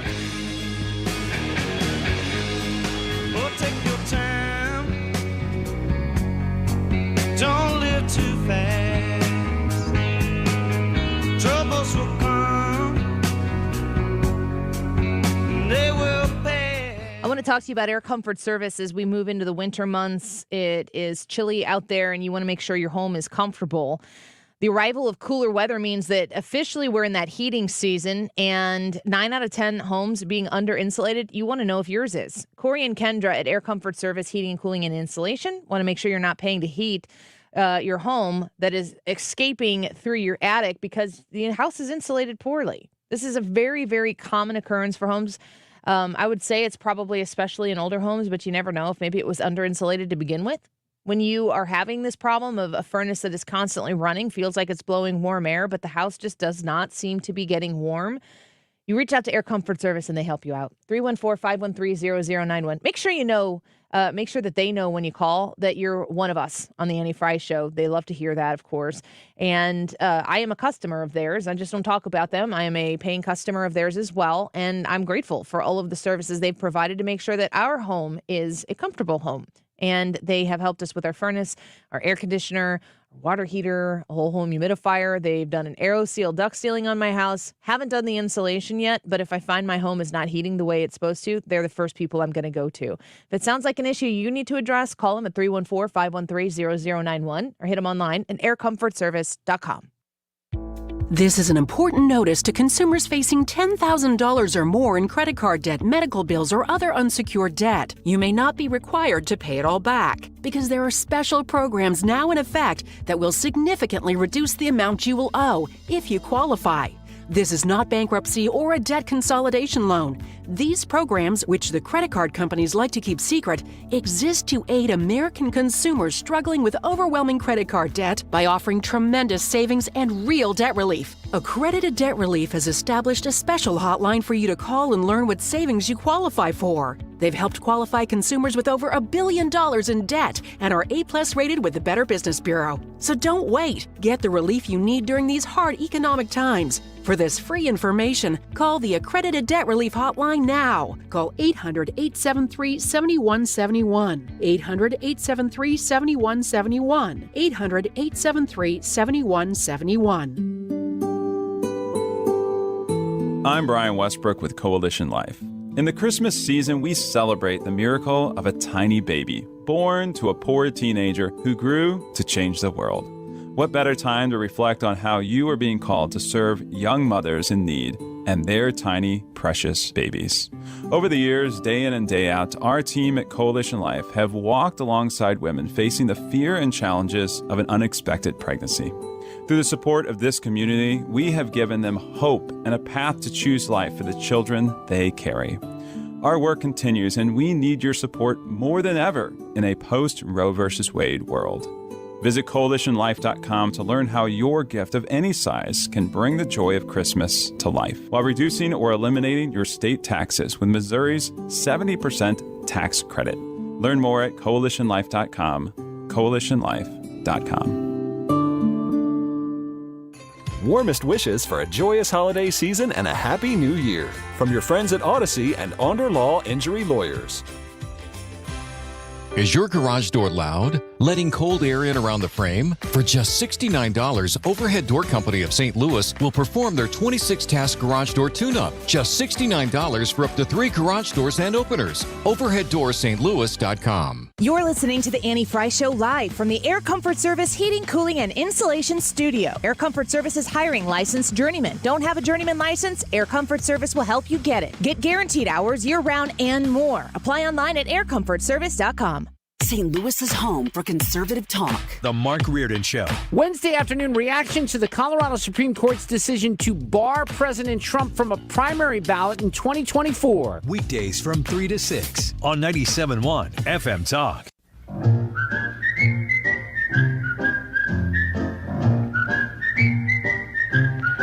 This is the Annie Frey Show. Find the podcast, on-demand audio, and more at 971talk.com/Annie. We're happy tonight, walking in a winter wonderland. Gone away is the bluebird, here to stay is a new bird. He sings a love song as we go along, walking in a winter wonderland. In the meadow we can build a snowman, then pretend that he is Parson Wiggins. Oh, Wiggins! A little correction. It's not necessarily about how I keep from getting mad. This is a question as to, can you take these 10 tips from the Mayo Clinic, which are intended to keep you from getting mad, and apply them to the way you approach politics? It's complicated. Yes, I know. I thought anger management skills, which is what was written on my paper, summed it up. Yes, well, it does. So these are tips on not getting too angry when you're consuming politics like we do every day. Yes. And at full admission, when the news broke last night about Trump being left off the ballot in Colorado, at least for the time being, I got really, really mad. And I thought, I don't want to be mad right now. It is a Tuesday before Christmas, but I am really mad. So that's why I looked this up, is just because I thought, maybe there's something here that could help all of us. Now, they're written to you personally. You know, how do you... To Annie Frey? Well... Gosh. I didn't think I need to sit down. Yeah, the Mayo Clinic has a... They did a whole study on my anger? They've been listening all year. Oh, man. And they said, in light of Annie Frey Show 2023... This one cuts. Here are 10 tips to tame your temper. Oh, man. Yeah. I really like the alliteration, too, that they chose. 10 tips to tame your temper. Anger and Annie. Alliteration makes me mad. Just kidding. Kind of. All right, so I'm just going to say this and see whether you think this is something you could apply to the way you consume the news, the way you approach the world as it is. Think before you speak. Oh, definitely. I understand. Were you just thinking there in that pause? Well, yes, I was. But I think Do you need more time? I think there's something to be said about, because Democrats are so good at using emotion that maybe Republicans could take a page out of that playbook and use emotion a little bit more than we do. That doesn't mean you should speak before you think, though. It doesn't. Those are not the same. But harnessing that anger politically and saying, I understand you're mad. I feel very mad. Let's at least process this together. Yeah. Someone say that to me when I'm mad. I dare Sit you. around in a drum circle. Number 2 is, once you're calm. How many are there? There's 10. Express your concerns. So it's kind of linked, like think before you speak. And then once you're calm, then go ahead and express what you think. Well, you were talking about in the first one, think before you speak. You're the one who's applying this to politics, not Yes. the Mayo Clinic. The Mayo Clinic is not. They're just talking about They're generally. giving when you you're it for angry. your relationships. Because if you're, I am a huge advocate of, if you're talking to somebody who's acting irrationally, isn't thinking before they're speaking, like maybe just don't speak to them Yeah. in that moment, because you're not going to talk those people down. You're also not going to be like, according to my graph, which is an actually, if you'll see here, this is where the FA meets the FO. That's not going to happen. Like, you have to know, anytime my husband and I are dealing with something external to our house, not necessarily, we don't have these discussions when we're fighting with each other, and we don't fight with each other too much, but sometimes. We always have to say, like, if something has upset us, my thing that I always say is, we need to know what we want the outcome to be. You don't go into a conversation when you're angry without knowing what the outcome is. Maybe you want someone to apologize. Maybe you don't care if the person apologizes, but you need X to happen. Maybe there's nothing that could come out of it that would solve the problem, which is where you need to say, I think we're done here, and we just need to get over being angry and however much time that happens. Because sometimes there are things that make you angry that are not changing.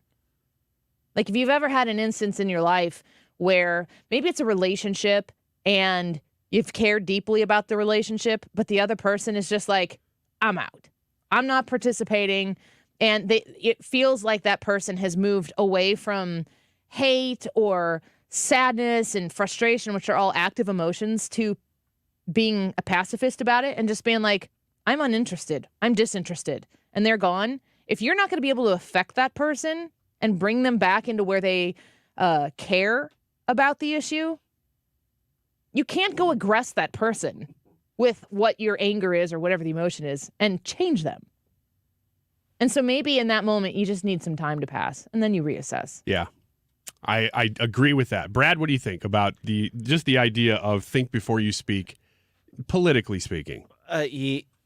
Yeah, I'm with that. I mean, I think that most of your good politicians do think before they speak. But Trump doesn't. No. And that sets him apart. And there's some likability to that, is there not? I don't know. Dislikability Sometimes. as much as likability. Yeah, Maybe. I don't know that it, like Andy just said, I don't know that it's a net positive. Because sometimes he says something like, ha ha ha, and then other times he says something, and I'm like, why did you say that? And I can be simultaneously amused and thinking that was dumb. Yeah. Understood. Which is actually my coping mechanism. I don't know if that's on there. But admit there is something refreshing to hearing a politician just speak. Yeah, but it might be momentary. If it's a net loss, it's still not worth it. Yeah. And he's probably not the best example for that, because there are so many negatives when he does that. Man, it's weird. You say there's something refreshing about it, but I'll tell you what, there's something refreshing about somebody just stopping and thinking about what they're going to say right before. And I had a professor in college where this is whenever I was in Bible school. We would ask him a question. It would be a theologically based question, and he never just answered. He always did the same thing. He'd take a deep breath in through his nose, put his hand on his chin, kind of look, and then he goes, well, and then he would give a well thought out, reasoned response to whatever the question was. That to me was refreshing, because it wasn't just, I already had this locked and loaded and I'm ready to go. I mean, he pondered the question, and that to me is refreshing. So, Number 3, get some exercise. Yeah, fatty. Can we apply this to politics in any way, or just this? I mean, if you're talking about blowing off steam. Yeah, I think so too. Number 4 is take a time out. I think there's a lot. We got Leah in the room. You just gonna blow right past her on that one. Whoa, I get some exercise. Yeah, this is your territory.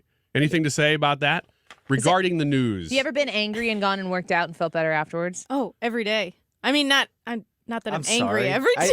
I don't like. We share an office. I'm trying not to be annoying, but No, it's just I work out every day to just blow off the steam of everything that happened that day. in the office Good. because of Brad. All good things. But Leah, you've experienced that as a bit of a therapy for you. Oh, It's, 100%. You know, you're trying to get stronger, and you definitely are. But it's not just a physical thing; it's a mental well-being. Yeah, definitely. Does politics do this to you?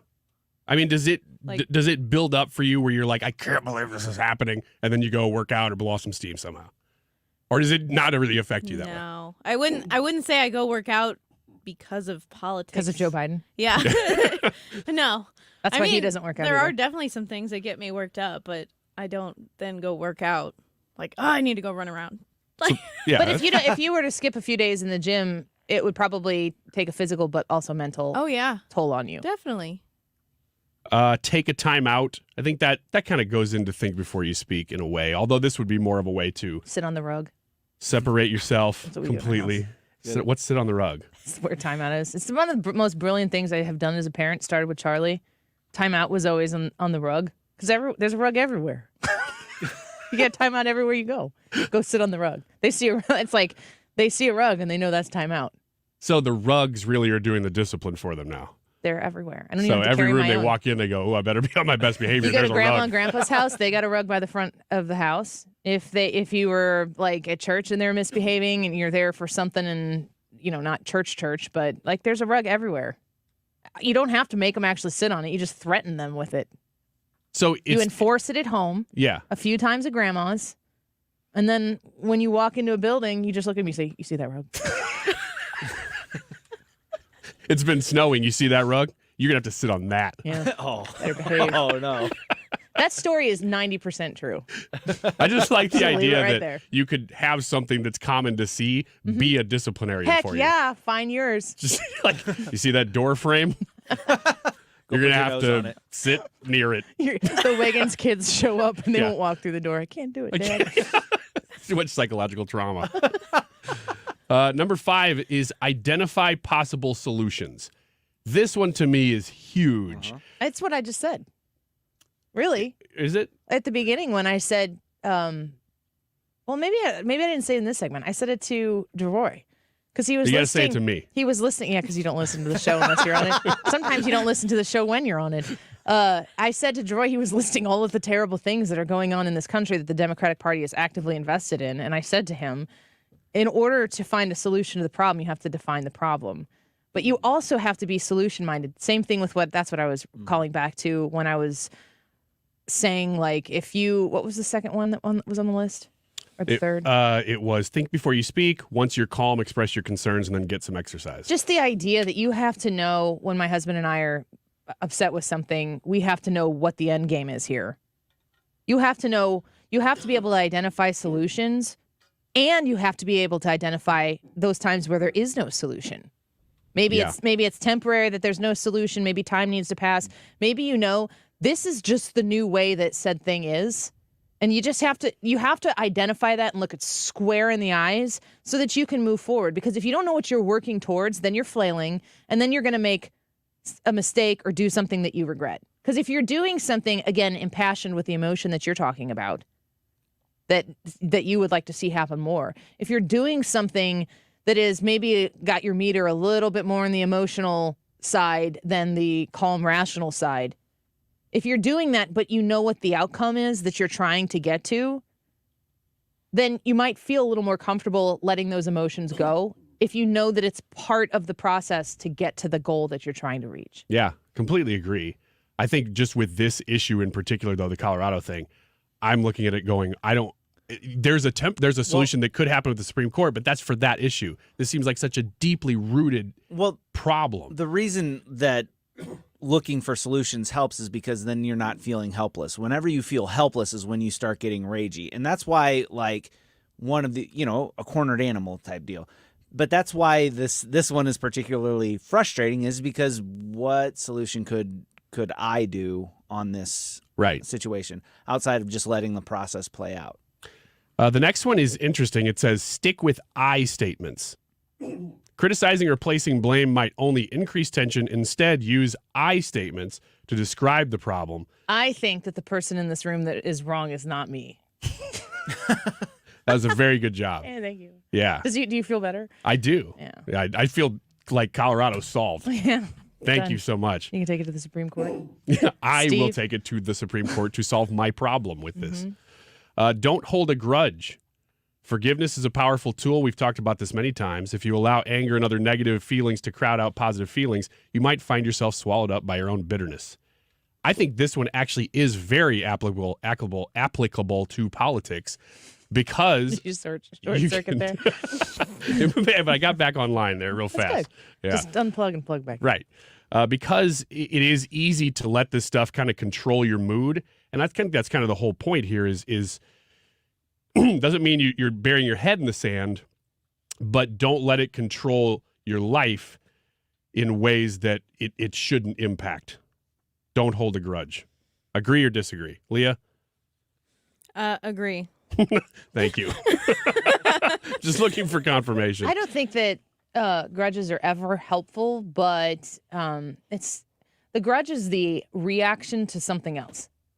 And I would say that there are places in my life that I sinfully and actively hold grudges, and that's just because the people on the other side are just willfully, self-righteously unbothered.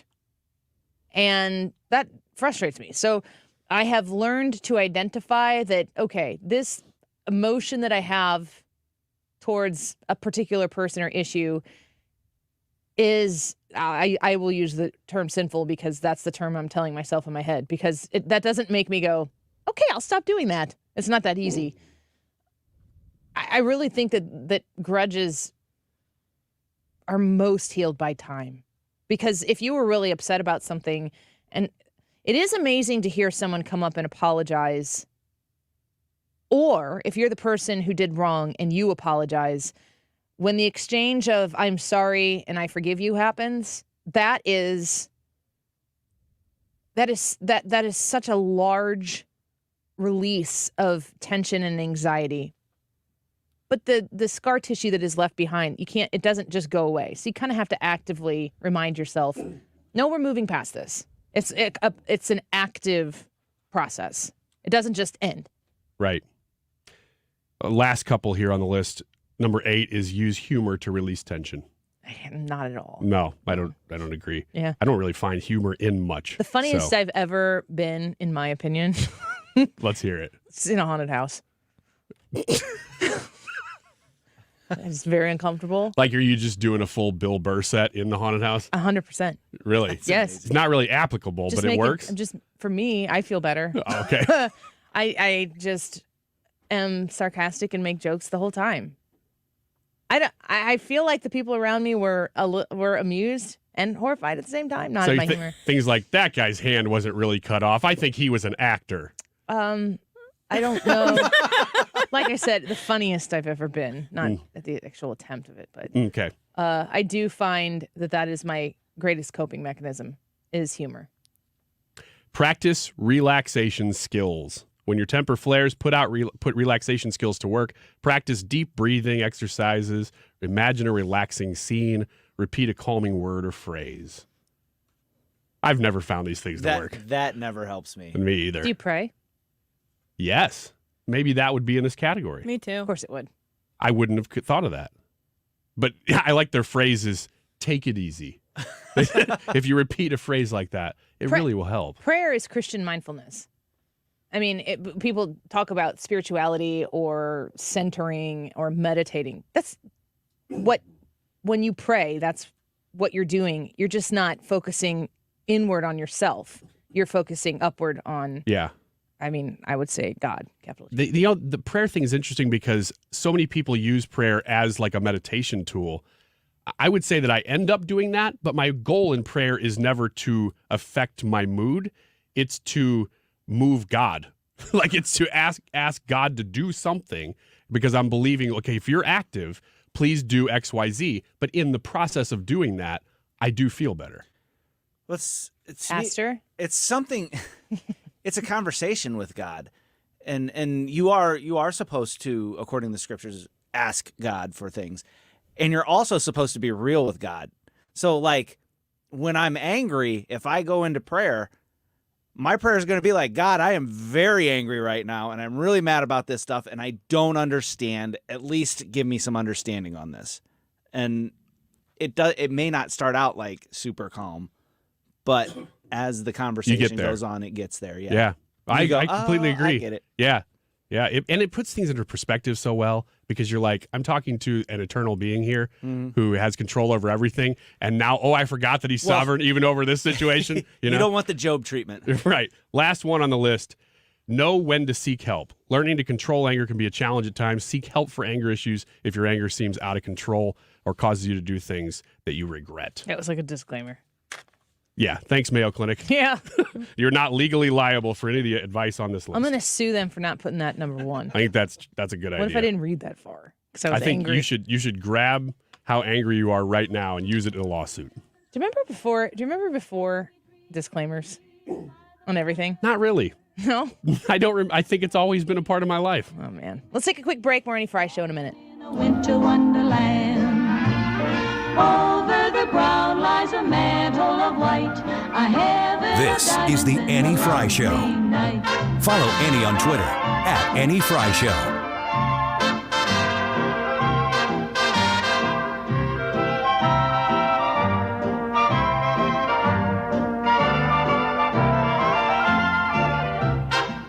RulerFoods.com. Have you found the one closest to you yet? I hope you have. If you haven't, give them a shot, especially if you're looking to serve Christmas dinner for less. They have great ways for you to save on those Christmas dinner meals. If you're entertaining a lot of people, if you're baking, don't spend more money than you have to. Get quality products. I'll remind you that they have all the name brands that you shop, but they also have Kroger brands at Ruler Foods prices. You can save on Sugardale shank or butt portion ham. Limit 1, 87 cents a pound. Heritage Farm whole chicken fryers, drumsticks or thighs, 97 cents a pound. Kroger 5-pound potatoes or 3-pound yellow onions, just $1.97 each. Plus, they have $5 deals to help you make dinner a success. Sandbar shrimp bowl, 7 ounces, $5. Thin sliced chicken breast, $5. Fresh chicken drumsticks, 4.5 pounds package, $5. Kroger pork loin chops, 5-count. $5, and Tyson pork grillers, 12 ounces, $5. Save at Ruler Foods. Find yours at rulerfoods.com. Join us at Odyssey as we all do our one thing, together millions of things for our planet. If you get a new tablet or cell phone this year, recycle your old one, either by donation or an e-waste program. When we each share our one thing, it becomes a million things for our planet. What's your one thing? Hi, I'm Jim Brennan. In celebration of McKelvey Homes' 125th anniversary, we're having our biggest sale of the year. Save up to $89,000, get special financing in the 5s, and free closing costs on all move-in ready homes. Visit The Preserve on Mackenzie Road near Watson for a variety of homes from the 400s, or Inverness in St. Charles at Bryan and Feisey Road. Don't miss this opportunity to save big and get in before the holidays. Visit McKelveyHomes.com.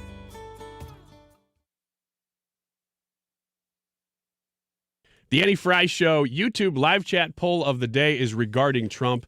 It's very simple. Will Trump win the presidency in 2024? Yes or no? You can say that in light of the events of yesterday or not. Just let us know what you think. Will Trump win the presidency in 2024? The time check is 1:49. This time check is sponsored by Jerry Kelly Heating and Air Conditioning. It's time for a $98 furnace tune-up. This is where real local and national accountability happens. This is 97.1 FM Talk, St. Louis's home for conservative talk.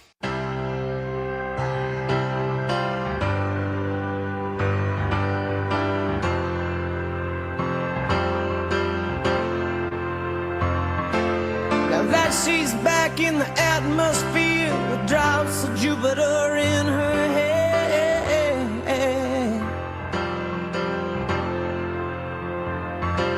She acts Talks like summer and walks like rain. Reminds me that there's a time to change. This is the Annie Frey Show. Since the return of a stay on the moon, she listens like spring and she talks like June.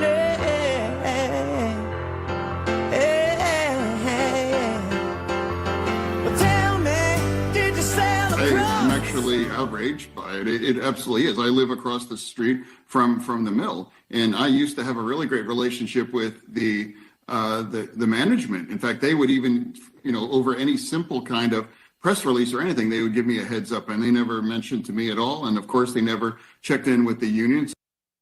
So there's Senator Fetterman, who is outraged by the sale of Pennsylvania Steel Company to the Japanese. This is U.S. Steel. Fetterman is surprising people. Here's Jake Tapper asking. Your recovery seems to be going well, as far as I can tell from this interview. But how are you doing physically and in terms of all your recovery? Any better, and I'd have gold bars in my mattress. Doing great. All right. Thanks for asking. A reference to New Jersey Senator Mr. Menendez, who I know you've been calling for him to leave. I haven't heard that. That's great. The Democrats are finally going to agree with Republicans. Senator Fetterman is not well. A sudden reversal on his health outlook. What was the comment you made earlier? Well, he went into the hospital for depression. When they treated him of depression and cured him of his depression, he came out cured of being a Democrat. It seems like it. I mean, it's wild. He keeps coming out and saying, he's been super pro-Israel. He's like, the squad in the House is nuts. Mm-hmm. And we're all going, slow clap? Yeah. Okay. What's going on here? I don't know if I still believe, I don't know that I've changed my position on if he should be the senator from Pennsylvania, but I am amused. Listen to Jake Tapper one more time. Try to set the table with this, and you can hear in his voice going, what the heck is he saying? But how are you doing physically and in terms of all your recovery? Any better, and I'd have gold bars in my mattress. Doing great. All right. Thanks for asking. A reference to New Jersey Senator Mr. Menendez, who I know you've been calling for him to leave. Hard to argue with it. Do you remember how Fetterman initially brought up this issue with Menendez? He commissioned George Santos to record a cameo message for Bob Menendez. Wait a second. What's your source? CNN. Read it.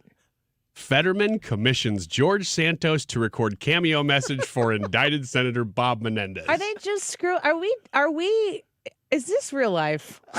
I know. What's happening? I never heard that story. Yeah. Did you see the video of Fetterman walking past the pro-Palestine protesters that were getting arrested, waving the Israeli flag at them? A little bitty flag. What are you going to do? Attack him? Yeah, right. He's 8 feet tall. He's dressed smug. to rumble. yeah, right. Not restricted by some suit. Yeah, he's not going to say, I can't get this dirty. That's the clothes you're meant to work out in. Let's go. This is Bizarro land. This is Bizarro land. I think this is how you handle your anger management in politics. Just peek around the corner at what Fetterman and Santos are doing. What is George Santos doing? Don't peek around that corner. You don't want to. No, I don't want to know. You can learn some things. It's a circus. Yep. I mean, it's a circus when it's normal. Is this normal? No. I don't think it's normal. What could possibly happen in the age of, we're not in the age of the internet. We're kind of in the age of influencing and social media. Everybody, when we grew up, we were into college before social media even was created. I think MySpace preceded Facebook a little bit. But the idea of social media being a thing, we were well past our super formative years when that happened, but not by much. Our kids won't know a world without influencing. The idea of the Hollywood celebrity or the star athlete being this kind of mythical person, anybody with enough time and inclination can strive to be the D, if you really make it C level version of that now. And that's enough for most people. It is a circus. It has infiltrated the government for sure. And I look at people in elected positions who are able to capsulize the asset that social media can be to those individuals, to their message, and then on both sides of the aisle. I mean, I would give Alexandria Ocasio-Cortez the biggest high five for her ability to do that, to spread her message. I disagree with her entire message, and she drives me crazy. But social media is why she's in Congress. Mm-hmm. Is that a good thing? I don't know that it is a good thing. This is one of those situations where when you identify what the problem is, there's no solution for it. It's not going away. No, it's not, and it won't, because we live in a world where you almost have to do sensational things to get attention, and attention makes you money now. And in the case of politics, you need that attention to even get your points across a lot of times. Like this senator from Oklahoma who challenged that union teamster to a fight. You know, none of us knew that issue was even happening the until MMA then. fighter? Yeah. To the guy who challenged him to a fight, but on Twitter. Right. And the MMA fighter's like, I would love that. Yes. If you're going to be about it, be about it. Yeah. Bernie Sanders has to step in. Literally. Yes. He was sitting right there, and he almost had to break it up. What's Bernie Sanders? He's got to be like, Fetterman, get in here. I need you to stand here. Obstruct. Fetterman's physically obstruct. Ah, he's turning on me. He's the bouncer of the Senate. I'm not going to say I'm a Fetterman fan, but I am watching. I'm watching with great amusement. More Annie Frey Show around the corner. If you missed it, we spoke to the Speaker of the House, Mike Johnson, and Congressman Mike Bost in the 12 o'clock hour. Make sure you hit the subscriptions on the podcast. We'll be right back. Now that she's back from that soul vacation, tracing her way through Mark Cox here. Do you need to sell your home, but you need time to find your next home or to build that new construction home you've only been dreaming about? Gloria Liu with Your Home Sold Guaranteed Realty, St. Louis real estate expert, has a program for you. Gloria understands that those two issues keep would-be home sellers from moving into their dream home. So Gloria's developed her Sell and Stay program that allows you to sell, get your cash, and stay in the home for up to 12 months. Gloria's Sell and Stay program takes the pressure off. It gives you time to find your next home. Plus, now that you have the cash from your current home, it gives you leverage when negotiating your next home. It's a great solution to help get some of our listeners unstuck and moving. If that sounds like you, call the one I trust at 314-325-6888. That's 314-325-6888. Or visit GloriaHasTheBuyers.com. That's GloriaHasTheBuyers.com.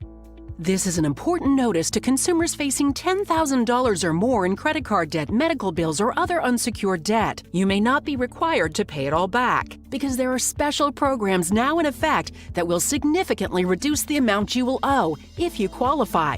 This is not bankruptcy or a debt consolidation loan. These programs, which the credit card companies like to keep secret, exist to aid American consumers struggling with overwhelming credit card debt by offering tremendous savings and real debt relief. Accredited Debt Relief has established a special hotline for you to call and learn what savings you qualify for. They've helped qualify consumers with over $1 billion in debt and are A+ rated with the Better Business Bureau. So don't wait. Get the relief you need during these hard economic times. For this free information, call the Accredited Debt Relief Hotline now. Call 800-873-7171. 800-873-7171. 800-873-7171.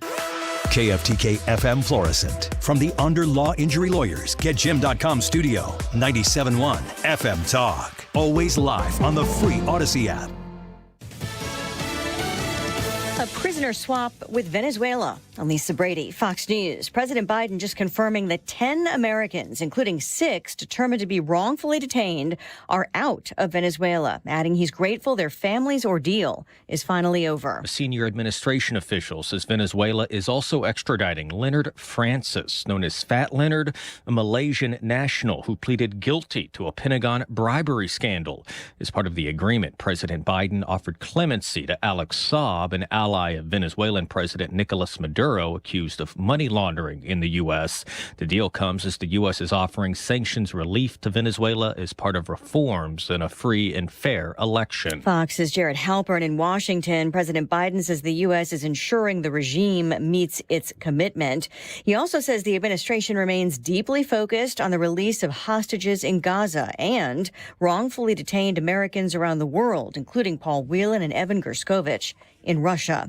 Earlier, the president telling reporters there's no question that former President Trump supported an insurrection after a controversial Colorado Supreme Court ruling kicking Trump off that state's primary ballot. Nikki Haley among the other Republican candidates critical of the decision. I want to see this in the hands of the voters. We're going to win this the right way. Trump's campaign plans to appeal to the U.S. Supreme Court. Toyota just announcing it's recalling 1 million vehicles in the U.S. because of a short circuit in a sensor that could lead to an airbag issue. The sensors are supposed to keep an airbag from deploying if a small adult or a child is sitting in the front seat. The recall covers some 2020 through 2022 models of multiple types of vehicles, including Camry, Corolla, RAV4, Lexus, Highland, and Sienna hybrids. Dealers will inspect and replace the sensors if needed. America's listening to Fox News. Did you know you can get your prescriptions for less at your local pharmacy? You can with GoodRx. It's the free app that can save you money on your medications. Just search for your prescription, choose the pharmacy and the price that works best for you, and then show your GoodRx coupon to your pharmacist at the drop-off counter. GoodRx works at over 70,000 pharmacies, including Walmart, Rite Aid, and Walgreens, and it works whether you have insurance or not. It's easy to save. Next time you drop off your prescription, check GoodRx. To start saving today, go to GoodRx.com. GoodRx is not insurance. Want to know how to get the same cell coverage for up to half the cost? Well, instead of spending a fortune building and maintaining their own cell phone towers, Consumer Cellular just pays to use the same towers as the largest carriers and passes the savings on to you. Pretty smart, huh? Consumer Cellular. When freedom calls, we're here to answer. Call us at 1-888-FREEDOM. Half the cost savings based on cost of Consumer Cellular single-line 5 GB data plan with unlimited talk and text compared to lowest cost single-line postpaid unlimited talk, text, and data plan offered by T-Mobile and Verizon May 2023.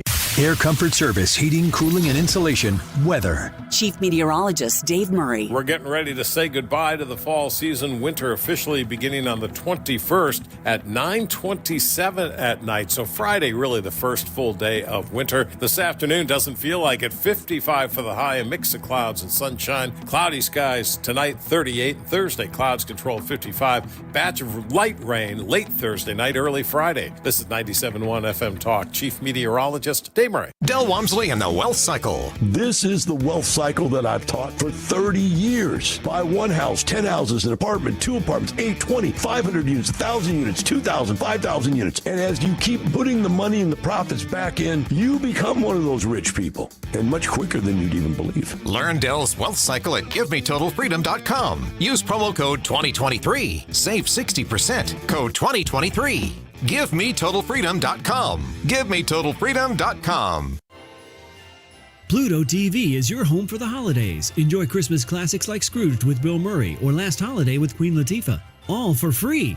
Download the Pluto TV app on your favorite devices. Pluto TV. Stream now, pay never. The choice of a lawyer is an important decision and should not be based solely on advertisements. The vote is in. STL Today has certified the result. Onderlaw has been voted 2023's best law firm in St. Louis. When you're injured, call Onder Law at 314 or 618-9000000. Connect with the personalities and give your feedback. 97.1 FM Talk is on Facebook, Twitter, and Instagram. For content that's additional to the radio, join us there. This hour of the Annie Frey Show is brought to you by Ruler Foods. Low prices, no coupons. Ruler Foods. STS Armory is online at sts-armory.com. Have you been looking for something for somebody in your life that enjoys firearms? You wouldn't know what to get them, but you know that they would love pretty much anything from a place like STS Armory. Make sure you understand they've got gift cards. And when you go to shop at STS Armory, you're going to get guided by the best of the business. Katie and Jesse Johnson both really understand how to help you navigate, especially in Illinois, that whole 2A industry. They can help you with guidance. Now, if you're looking for classes, if you know someone who's always wanted to get their conceal and carry license, you go to STS Armory, they're going to help you with that process. They have classes for ladies only. They have pepper spray classes. They also even have kids, teen, firearm safety, and education classes. So if you're looking for something like that for this holiday season or for the new year, maybe it's going to be your resolution to get your conceal and carry license taken care of in 2024. Give STS Armory the opportunity to educate you through that process and help you. You'll find that they're the very best. 618-931-GUNS, online at sts-armory.com. That is exactly what I needed to hear. Thank God someone here knows what they're talking about. That's us. That's right. Gotta love this American ride. All right, you need to take the time and get the full picture.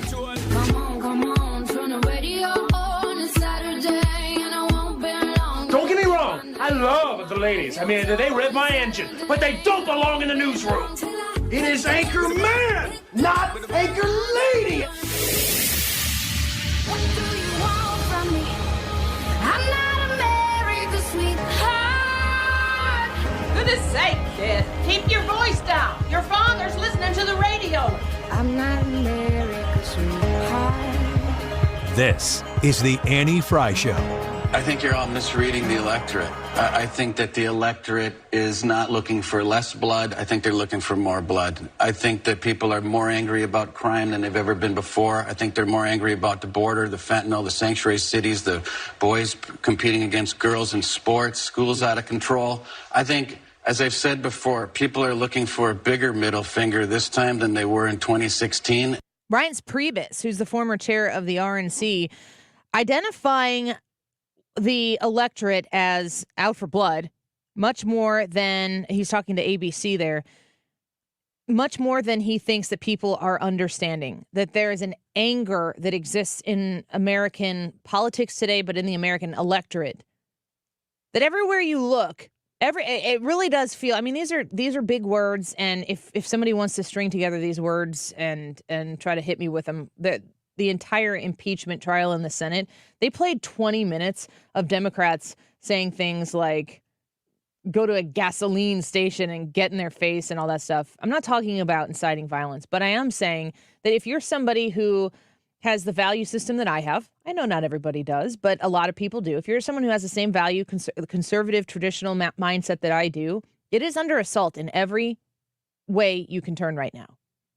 There is nowhere that you can identify the way I identify or that you identify and not move into a space where you are being ridiculed for being the color of skin that you are, the gender that you are, the gender that you aren't, your preferences on, things that are as simple and basic and scientific as women should compete against women in sports and men should compete in men against sports. You know what I hear from the left? This is really an amazing turn that the left has taken, specifically in the world of competing, having biological males compete against women in sports. They're transgender women.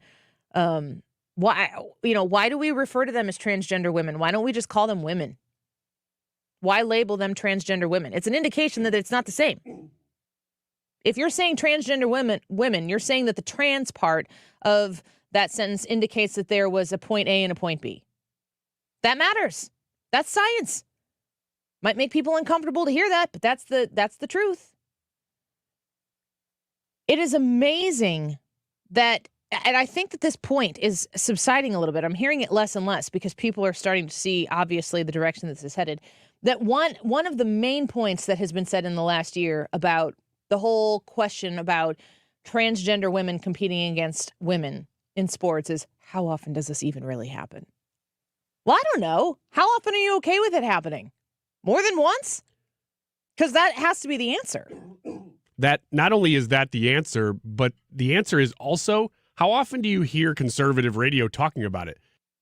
Because it's almost every week now that these stories are happening. And they may not be in your hometown, but I just remember one the other day. It was in Illinois. It was in this area. Yeah, it was cycling. It was it was cycling in our state. I mean, it is happening, and it's happening more and more. And if you don't stop it, it's just going to happen more and more and more. And we're already seeing it kind of exponentially happen in all kinds of weird sports that you wouldn't expect. I don't think that it is. I don't think that the idea that women should compete against women, men should compete against men. If there are enough transgender individuals that they can compete against one another, I don't want them to not compete. But it's not right to say that biological women should compete against transgender individuals and be happy and honored to do it. That's absurd. Yeah, and it really it's much more about your physical capabilities. If you went through puberty as a man or you went through puberty as a woman and then you transitioned afterwards, that should give you an indication of where you should be competing, because you should compete against people who went through that same puberty that you did, because it's all about the hormones and what they do to your muscles. Let's go back to the last segment. That we know what the problem is. The problem is it's not fair. The problem isn't that, I mean, truly, the problem isn't that transgender people exist. Some people will make that the problem. Some people will hyper-focus on that. But in this instance of saying that it is appropriate for the transgender women to compete with women, and again, I reiterate, why do we have to, it's not women competing against women, and the community will refer to it that way. Yeah. What's a logical solution? I think the logical solution is, the easiest one is birth gender is where you compete. I mean, that's so simple, and because it always has been that. So why rewrite those rules which have worked? Scooter says there aren't as many trans people as the volume on the talking point would indicate. So, Scooter, you're saying that unless the person is in a majority, we shouldn't talk about the cause? That's a good question. Well, I'm only allowed to be quiet for 8 seconds. That's why I said that. In your In a World voice? In a world. I mean, like, that's such a disingenuous way. I'm glad he said that, because it proves my point. Gosh, Annie, you spend a lot of time talking about this. It hardly ever happens. I know. It's funny. I mean, like, the great irony of that being what has been in the past, and it's waning. I give Scooter credit for being so bold as to hang on to that talking point, because it's becoming less and less applicable to say it's not happening. Yeah. It's also such a Democrat thing to say, we need to focus more on the minorities. Like, we need to carve out America more and more and more. Gosh, and focus on smaller and smaller groups. I'm going to start talking more just about white men. Ooh, it's a bold choice. But what if those white men are competing against white men? What if those very average athletic white men are beating very athletic women?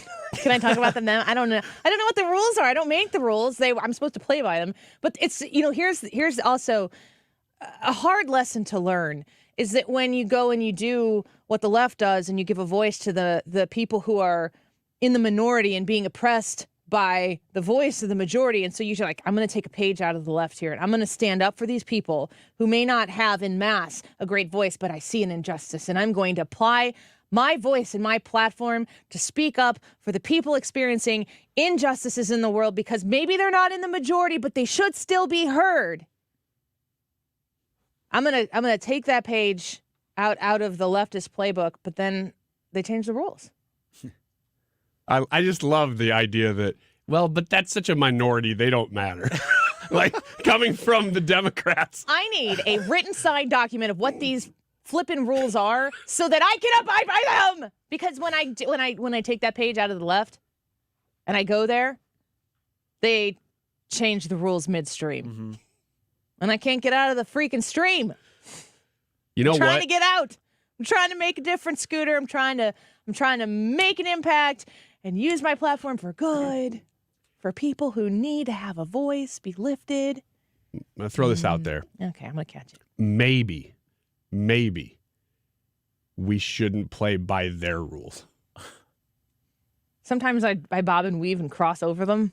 Yeah. And I stop in that moment. I go, I'm out of here. Oh, I'm within their rules at this moment. I'm just going to keep going. Imagine this. And this is an interesting point. Dash said, I was around when Pat was on SNL. Yeah. Have they apologized for that? I don't know. I know Julia Sweeney has addressed it, but I can't remember how she addressed. I think Did she do it in a very androgynous way? She said, I think it was wrong. Did she? Wait, who? Julia Sweeney, Is who that a played she? Pat. Yeah, it was a she. I guess we know. Right, yeah, that was the joke the whole time. It was like, well, it's a woman playing Pat. Wouldn't it be funny? I mean, like actually humorously funny, though, if she would have addressed it without ever revealing who Pat was. Yeah, I'm looking at a story right now from 2021, Julia Sweeney on revisiting problematic SNL character Pat. But I don't know whether she said it was problematic or Entertainment Weekly did. What about Chris Kattan and Goat Boy? Has he apologized for that? Goat Boy was... Jim Brewer. Yeah, Jim Brewer. Chris Kattan was a monkey. Yes. Yeah, he was... An ape? What was the name of that character? Didn't it start with a P? I can't remember. Doggone it. I know. He would just eat apples real fast. I was going to say, and they'd go flying everywhere. Yeah. Do you remember when SNL was funny in the 90s, but all of the people who grew up watching SNL in the 70s thought that the 90s SNL sucks? Yeah. I'm talking about boomers and Gen Xers and old millennials here. Do you remember when you thought, like, Adam Sandler was on there and he would do Opera Man? And like, oh, man. like all of these things were just very, very funny. And I just remember boomers being like, SNL sucks. And now we're the old SNL. We're the old people. We are. We think SNL sucks, but that's because they're angry and just not funny. But is that what? Is this an existential moment right here where we're realizing that we're just old? Maybe. Oh no. No, but SNL isn't. Oh yeah, you're gonna say it, and you're just gonna sound old. Just know that. I'm gonna say this. SNL just isn't relevant anymore. Which is what the old people say. No, the young people aren't watching that show. The people who are doing Rosanna, Dana, Bana, whatever her name is, or Jim, Save the liver, or Belushi, or all Chevy Chase, Steve Martin, which he was never a cast member, I was just gonna but say, he was on a lot. Was Chevy Chase a cast member? Yeah. But Steve Martin for wasn't. 1 year. But he was a frequent flyer there, where he did King Tut. Yeah. And then he'd like, I'd like to thank you for coming. And then he goes to individually thank him. He's like, thank you. And then he goes to the next row. Thank you. I mean, it's just like, I think that stuff is funny. Mm-hmm. I was just talking with some people recently. Is it a Christmas party this weekend? Is Spaceballs still funny? If you were to introduce Spaceballs to a 19-year-old right now and be like, watch this movie, would they be like, this is the dumbest thing I've ever seen? What about Airplane? I don't know. I think they hold up. I think they're so over the top that I think they hold up. What a pretentious old person would say. I feel like this is an experiment I could actually run. I just need PG-13 movies or PG movies. Yeah, you can't air them as is. No. Not to your youth group. No. It's like, is this joke funny? How did this joke make you feel? Princess Bride. Oh, my gosh. I was never really a Princess Bride guy, but I understand why people like it, though. I mean, it's a funny movie. Just never really got into it. What do you mean? What level did you get into these other movies? I'm like, I think it's just like Mango. Yes, thank you. Mango was the thanks, Russell, on YouTube. The performer. Mr. Peepers was the Mr. Peepers is the right character. Yes, Mango was Mike Myers. No, same guy, Chris Kattan. Yeah. I'm thinking Sprockets. Yes, that was Mike Myers. Now that was a sketch. he would wear all black. Oh, that was the theme music was just like Gregorian chant put to a beat. Now's the time on Sprockets where we dance. Oh. And remember, all the boomers are like, this isn't even funny. The Annie Frey show's not even funny right now, actually. Boomer. Okay, we're Boomer. killing Gen X right now. Gen X is with us. Yeah. Maybe even more so than before. Mr. Peepers. I never would have thought about it. Yeah. Mango spoke. Mr. Peepers never spoke. Yeah. He would just enter a room and crouch and eat apples. No, Mr. Peepers. Yeah. That wasn't even really our generation. That was after us, but it was still funny. Well, for the record, we've had a great time this segment. Oh, yeah. It's been great. We'll see you guys. I don't know. We'll just check out here and let Reardon take over. We're going to go watch the best of the 90s SNL. Yeah. Do you remember boomers being like mad about how funny SNL wasn't? I have a distinct memory from like the glories of the Belushi days. And it's just like, they just did not find the stupidity of the 90s funny. And I just thought it was great. I took them up on it. I would go back and watch some of those first 5 seasons from the early 70s. And I admit that there were some that were funny, but they did not stand up in the way that I thought they would. Candy Graham. Yeah.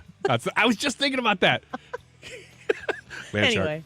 Yeah, He admits it. Let us know. I wish that I could change the poll right now to who did it better, Boomer SNL or Gen X and SNL.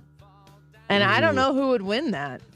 I like That's that. hard for me to decide. Well, I know what I would vote. Oh, Gen but X. It's the question is who's listening to the Annie Frey Show? Yeah. All right. What about people who've watched both and have an objective opinion? That's who I want to hear from. The people who've watched both are the ones who were old enough to watch it the first time. That's not fair. They're boomers. People who were teenagers when the early episodes were on, but then were like 20-something in the 80s. Gosh, I don't know. Let's get Rob Schneider on to ask him. Yeah. And see what he has to say. You've been See tasked. what I can do. You've been tasked. Stick around. We'll be right back. Searching for signs of life, but there's nobody home. This is the Annie Frey Show. Interact with Annie on Facebook. The Annie Frey Show.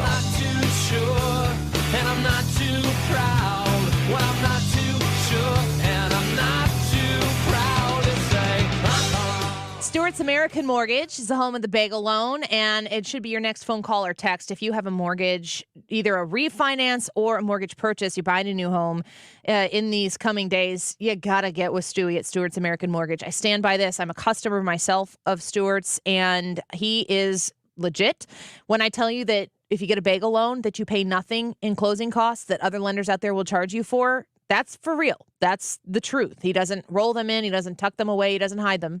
He doesn't charge you for them. So save money up front with Stewie. And then also know that he's going to work to get you the lowest rate that is available. Stewart's American Mortgage is available directly to Stewie's cell phone at 314-324-4440. That's 314-324-4440. You can Google the bagel loan to find out more information about the bagel loan and Stewart's American Mortgage. You can see the many satisfied customers. I've talked to you after you have used Stewie, and you've said to me, Annie, thank you so much, because it was a dramatic difference using Stewart's American Mortgage than maybe the person who was recommended to them from somebody else.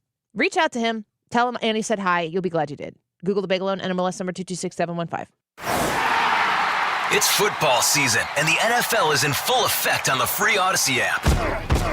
We're heading into the final stretch of the regular season, and the playoff picture is starting to come into focus. Whatever team you're rooting for, the free Odyssey app has you covered with the local talk and your team's podcasts. Plus, listen to play-by-play of every Sunday night, Monday night, and Thursday night game from Westwood One. If you're looking for the NFL, it's all on the free Odyssey app. Download it today and search for your favorite team. That's AUDACY. A psoriasis flare-up can make a walk in the park, well, no walk in the park. It's that obvious, huh? I've tried so many lotions and creams, but I still have symptoms. So those don't do enough to treat the inflammation beneath the skin, leaving you with those uncontrolled symptoms. Makes sense, but what else can I do? You can get real with your dermatologist so they can help you get clear. Make an appointment and, you're already on it. Hi, yes, I'd like to make an appointment. Get real clear about psoriasis at letsgetrealclear.com. Sponsored by AbbVie.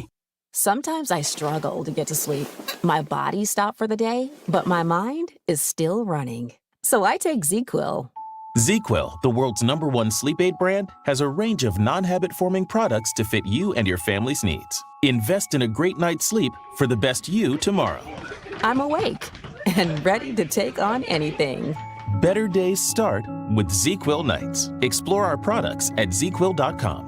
Use as directed. Keep out of reach of children. Hey, it's Mark Reardon for the Doctors of Ophthalmology Associates. I depend on them for eye care, and they have an announcement. They're pleased to welcome Dr. Samuel Berry to their practice. Dr. Berry is a cornea surgeon, and he has the latest knowledge and techniques for advanced eye care and treatment in the field. So what do we call them now? The doctors? No, just the best doctors to see for your best vision. In St. Louis, you can reach them at 314-966-5000. They've treated more than 250 doctors. More than any others in the practice. Now, if you need help with dry eye, LASIK surgery, maybe you have glaucoma, macular degeneration. I had an eye disease when I was just 25 years old, so my eyes are very important to me. You get the absolute best care with the Doctors of Ophthalmology Associates. Doctors Greg Birdie, Ranjan Malhotra, Robert Brasati, Andy Royer, and now Dr. Samuel Berry. 314-966-5000 or visit youridoc.com. They have a great location just off Manchester Road, a half-mile west of 270. Ophthalmology Associates. For more than a century, AM radio has evolved to meet the needs of our community.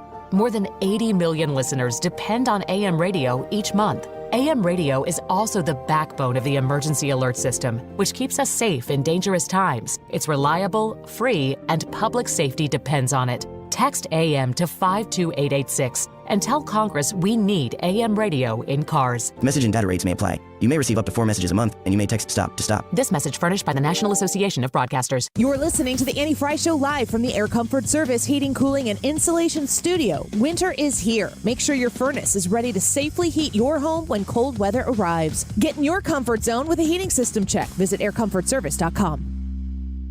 Keeping you connected and aware. In the world, the country, and the community. And offering more ways than ever to listen conveniently. Tell your smart speaker to play 97.1 FM Talk or download the Odyssey app.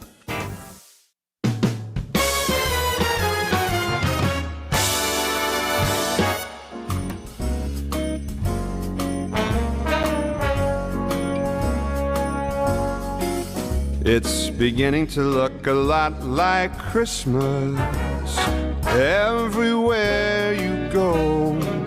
Take a look in the 5 and 10, glistening once again with candy This canes is and the Annie silver Frey rays Show. aglow. It's beginning to look a lot like Follow Annie on Twitter Christmas. @Annie Frey Show. Toys in every store.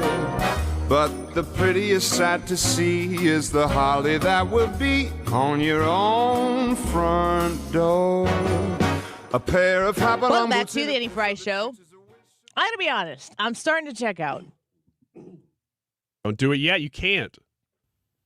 Then me and Brad have to talk more. You know how that'll go. Yeah, that's gonna kill the Yeah, ratings. that's the problem, though. I'm starting to not care. Well, let's talk about SNL some more then. You guys hear me coordinating. It's like I'm like a flight traffic controller in the brakes. That's what it feels like. I need to get the kids from point A to point B. And I need to make sure that one kid gets a dress from Kohl's before we get to point C. And I think it's possible that at the last school auction, I bought the front row of the Christmas program, which was strictly an investment in my time on this day, unless, in fact, I didn't buy it. And then if I get there late, I won't have a place to sit. If anyone from the school is listening and can tell me if I bought the front row at the Christmas program, that would be really helpful. Yeah, shoot her a text. Also, Please. pull the celebrity card. Heck no. Would you like Ryan and I to show up and pull the celebrity card You for guys you? stand on each end of the aisle for me. Excuse me. Excuse me. This is Miss Frey's seat. And we'll be wearing full tuxedos and top hats and canes, and we'll be putting on the Ritz. You know who would hate that? Charlie. Putting on the Ritz. Yeah. I don't know if that is pulling the celebrity card, just showing up in a tux and then pointing at seats and saying, these are yours. But that's what I'm going to do. Well, I'm just here to tell you that, and you probably know this, but it is a cutthroat industry, seating at those kid events. Yeah, it's awful. That's why you need the cane. What I have resolved to do, especially after we moved schools and I didn't know anybody, is I'll just sit in the back. Like, I will go in and sit in the back. The problem is your phone only zooms in so much. You put the phone down and you just watch. I don't. I like to live life through my screen so that I can watch it later and be like, I remember when he was 9 and he said those 3 words. I remember when he was 9 and I watched this on my phone. Yeah. I'm sorry, I wasn't listening. I checked out. I thought you might have. Have you experienced that? Whether you've participated or seen it, like the competitiveness of having to be in the front for these events? Oh, yeah. Yeah, and the problem is at the school that we go to, which is also a church, all of the main performances take place in the sanctuary. Yeah, same. And so all of they're all pews, so you can't reserve seats or anything. So it's really hard to, have some sort of seating arrangement.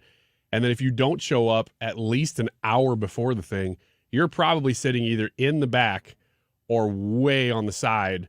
And you just got to hope and pray that you chose the side your kid's on. Because if you did, it's actually fine. But if you didn't, then they're way across the other side. Brad understands that. Yeah. I'm just trying to think, like, whenever, because I don't have kids, but whenever I was a kid and I was in these things, do I remember my parents fighting for the front row? That one time your dad jacked that guy across the face? No, I don't. I don't know that they ever made any of them. Now that I think, I want to see my little son Brad sing "A Little Town of Bethlehem." Why don't you just sing it now, Brad, for everybody? No. I'll record it on my phone. See, I do that to Ryan. I'm gonna zoom in. Yeah, Ryan goes in. There we go, and we're zoomed in. Go. Go down. No, don't do it. I was doing it like it was him. Okay. Now you screwed it up. This is a real video. I'm I gonna post know. this later. This is For your fans. what it's Yeah. actually like and what Yeah. it doesn't sound like when it's on a microphone. Yeah.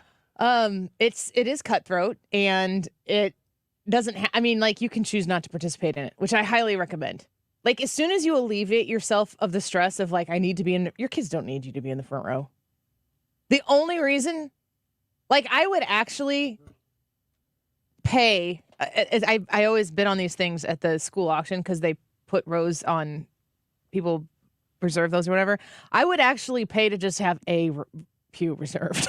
It doesn't, and I actually prefer it not be in the front row. But the amount, like you just said, you have to show up like an hour early to be in a position to see your kid. I'm just like, go get them, kids. I'm 4 kids into this. My 4th isn't in these programs yet, but I've done this enough to where I have decided, Annie, just sit in an open pew in the back, because it means something very important to someone else. Mm-hmm.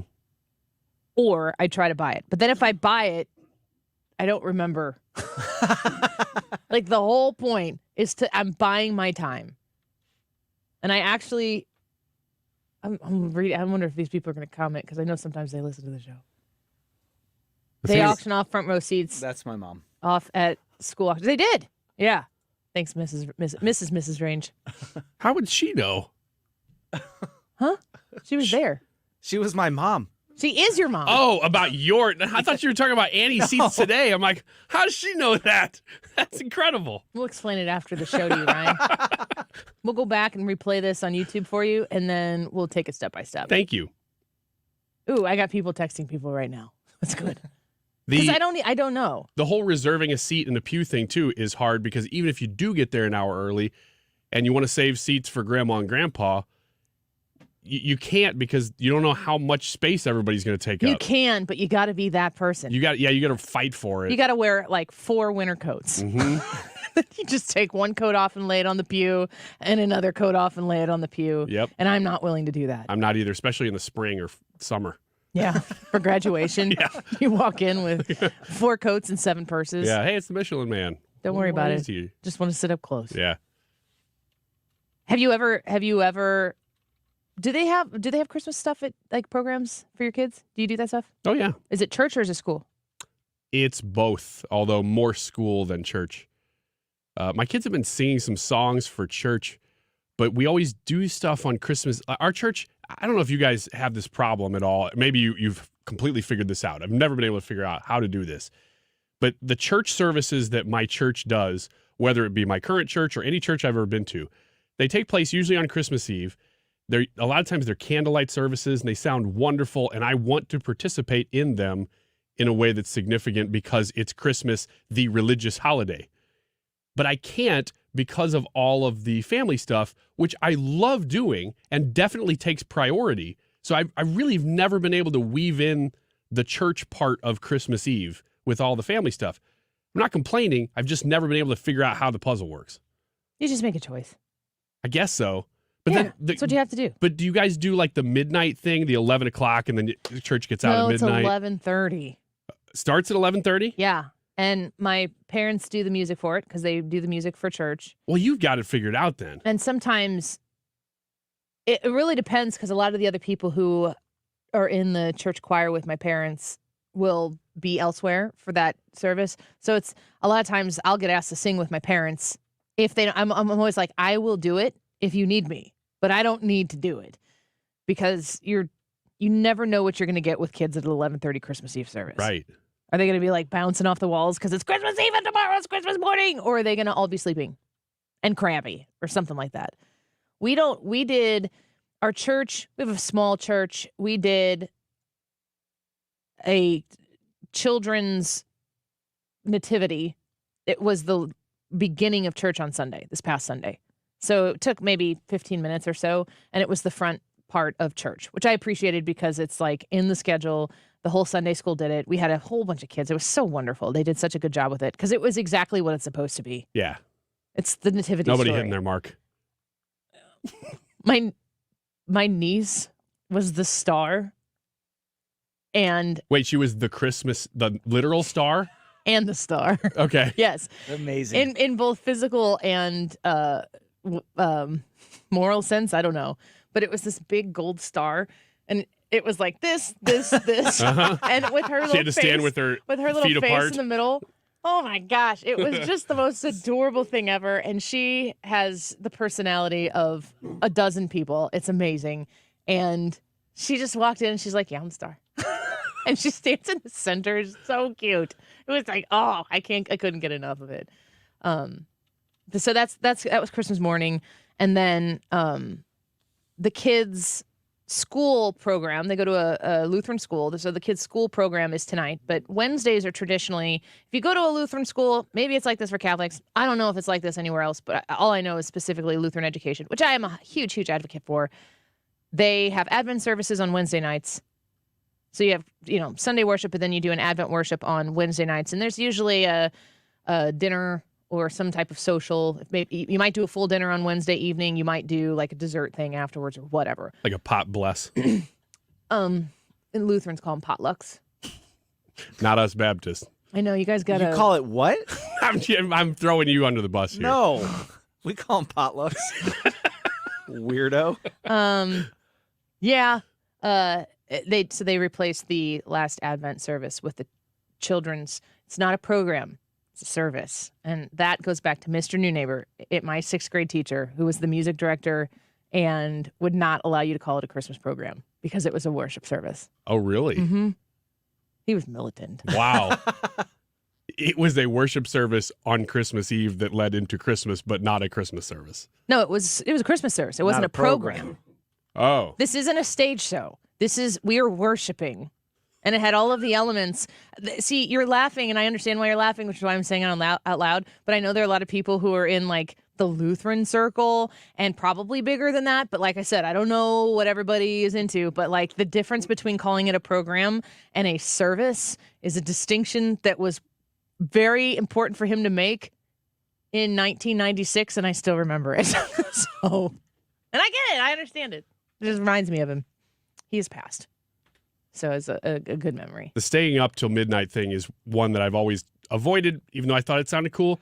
But now that you say that, it probably would help because the kids are always waking up at 6 a.m. anyway.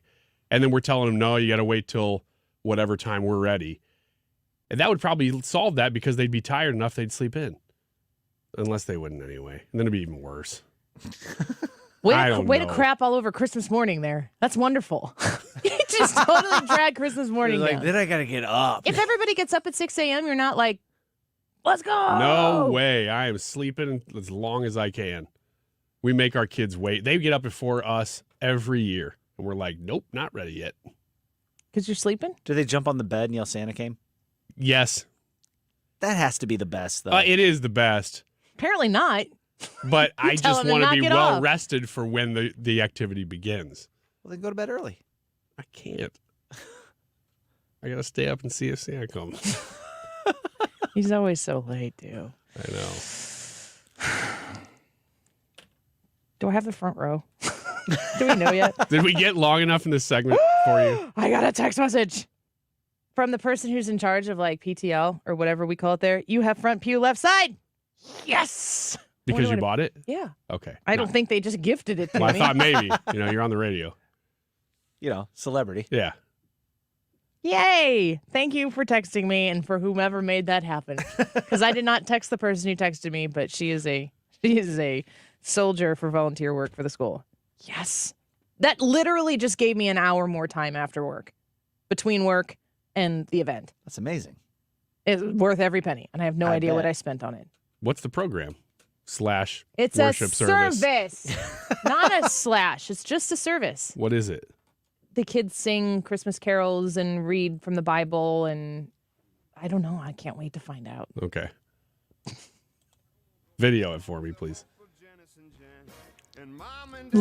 I will, but you have to give me your phone. There won't be any of these kinds of songs in there. Just the Jesus version, which I'm happy about. No jazz hands tonight. Oh, there might be jazz hands. I can't make those kinds of promises. I mean, it is what it is. I remember doing it. I remember being really excited to do it and then being like, I don't want to do this all at the same time. Man, that kid's putting a lot of hips into Oh Silent Night. Yeah, that was Ryan Wiggins. That was little Ryan Wiggins. All right, let's take a quick break. When we come back, answers to the YouTube live chat poll. Will Trump win the presidency in 2024? Yes or no? We'll be right back.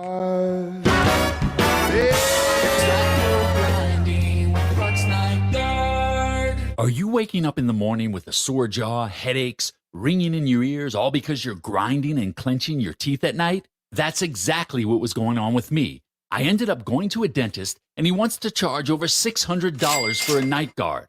That's when I found the Brux Night Guard. You mold it at home to the top or bottom teeth. Other mouth guards go all the way to the back, which allows the back teeth to touch. This is where most of the grinding and clenching occurs.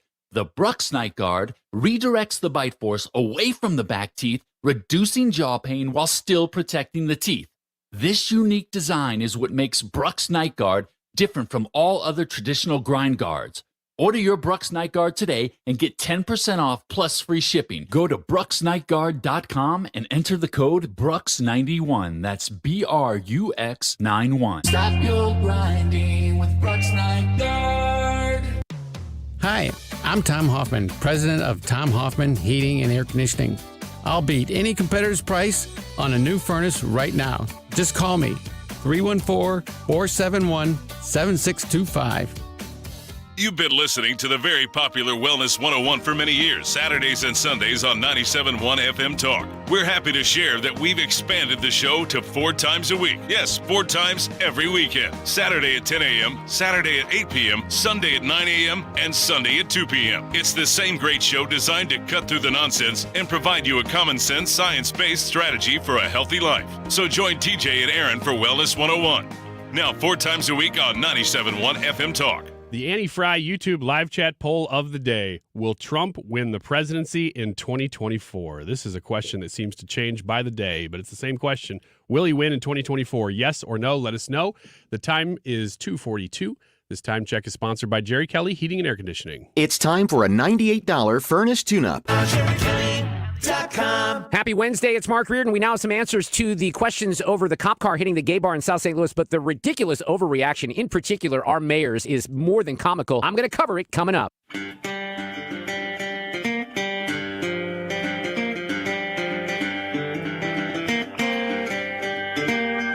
County Road 233 under my feet. Nothing on this wild. You're listening to The Annie Frey Show on St. Louis's home for conservative talk. Follow Annie on Instagram at The Annie Frey Show. And if I'm right, we're headed straight for you. I'm going home, gonna load my shotgun, wait by the door and light a cigarette. He wants a fire, well now he's got one. He ain't seen me crazy Welcome yet. back. Merry Christmas. It really fits the That's mood. one your kids might sing tonight. Gosh.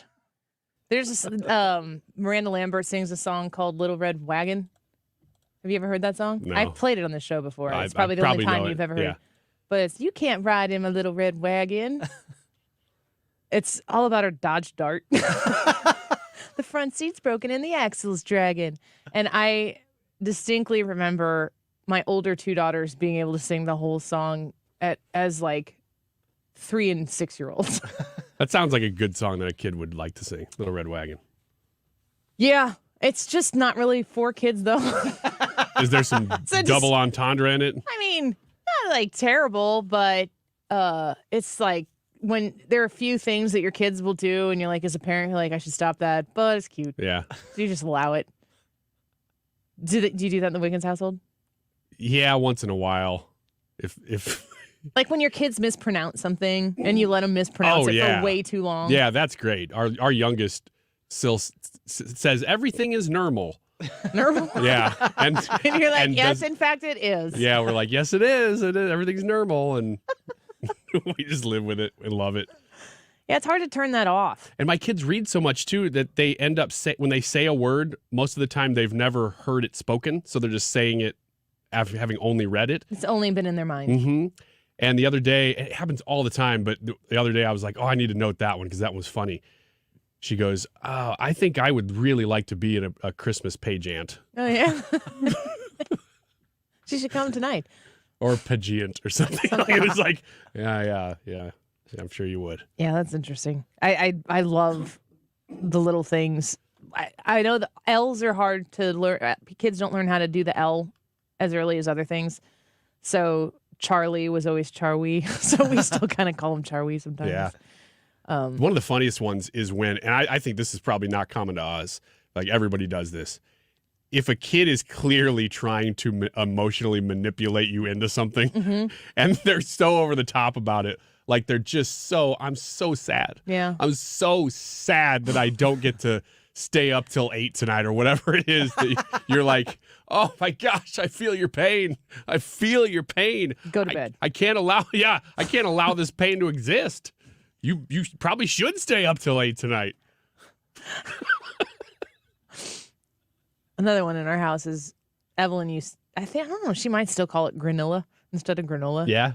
She'll ask for granola, and we just get it for her. I had a coworker who used to say that she was going to go get us some chips and salsa, and she was 30.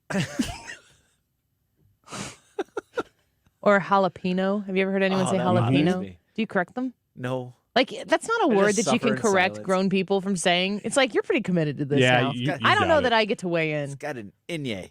Chipotle. Oh. We're just thinking of people who annoy us right now. The YouTube live chat poll for today is, will Trump win the presidency in 2024? Yes or no? Ryan. Yes. Not changing on that. In fact, if this does anything, it just adds to people's resolve to vote for him. It certainly does mine. What does anything?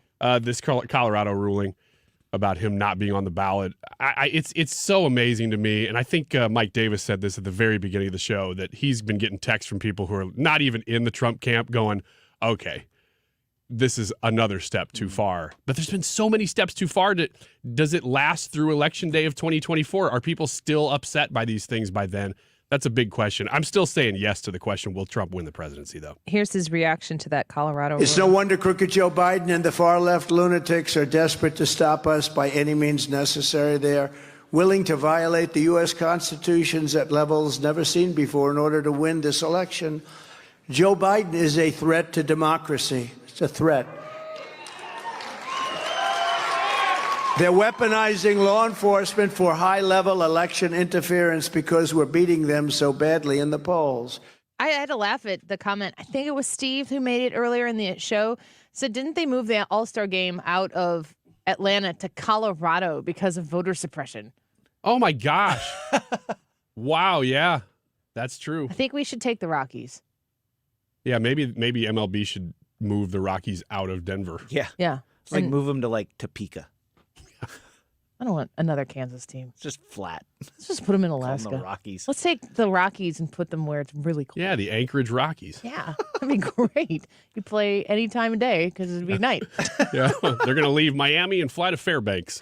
Let's see here. Russell said on the YouTube about the poll, I voted yes, but there's too much dysfunction on both sides. There's no telling what will happen in the next 11 months. 2024 could be just as crazy as 2023.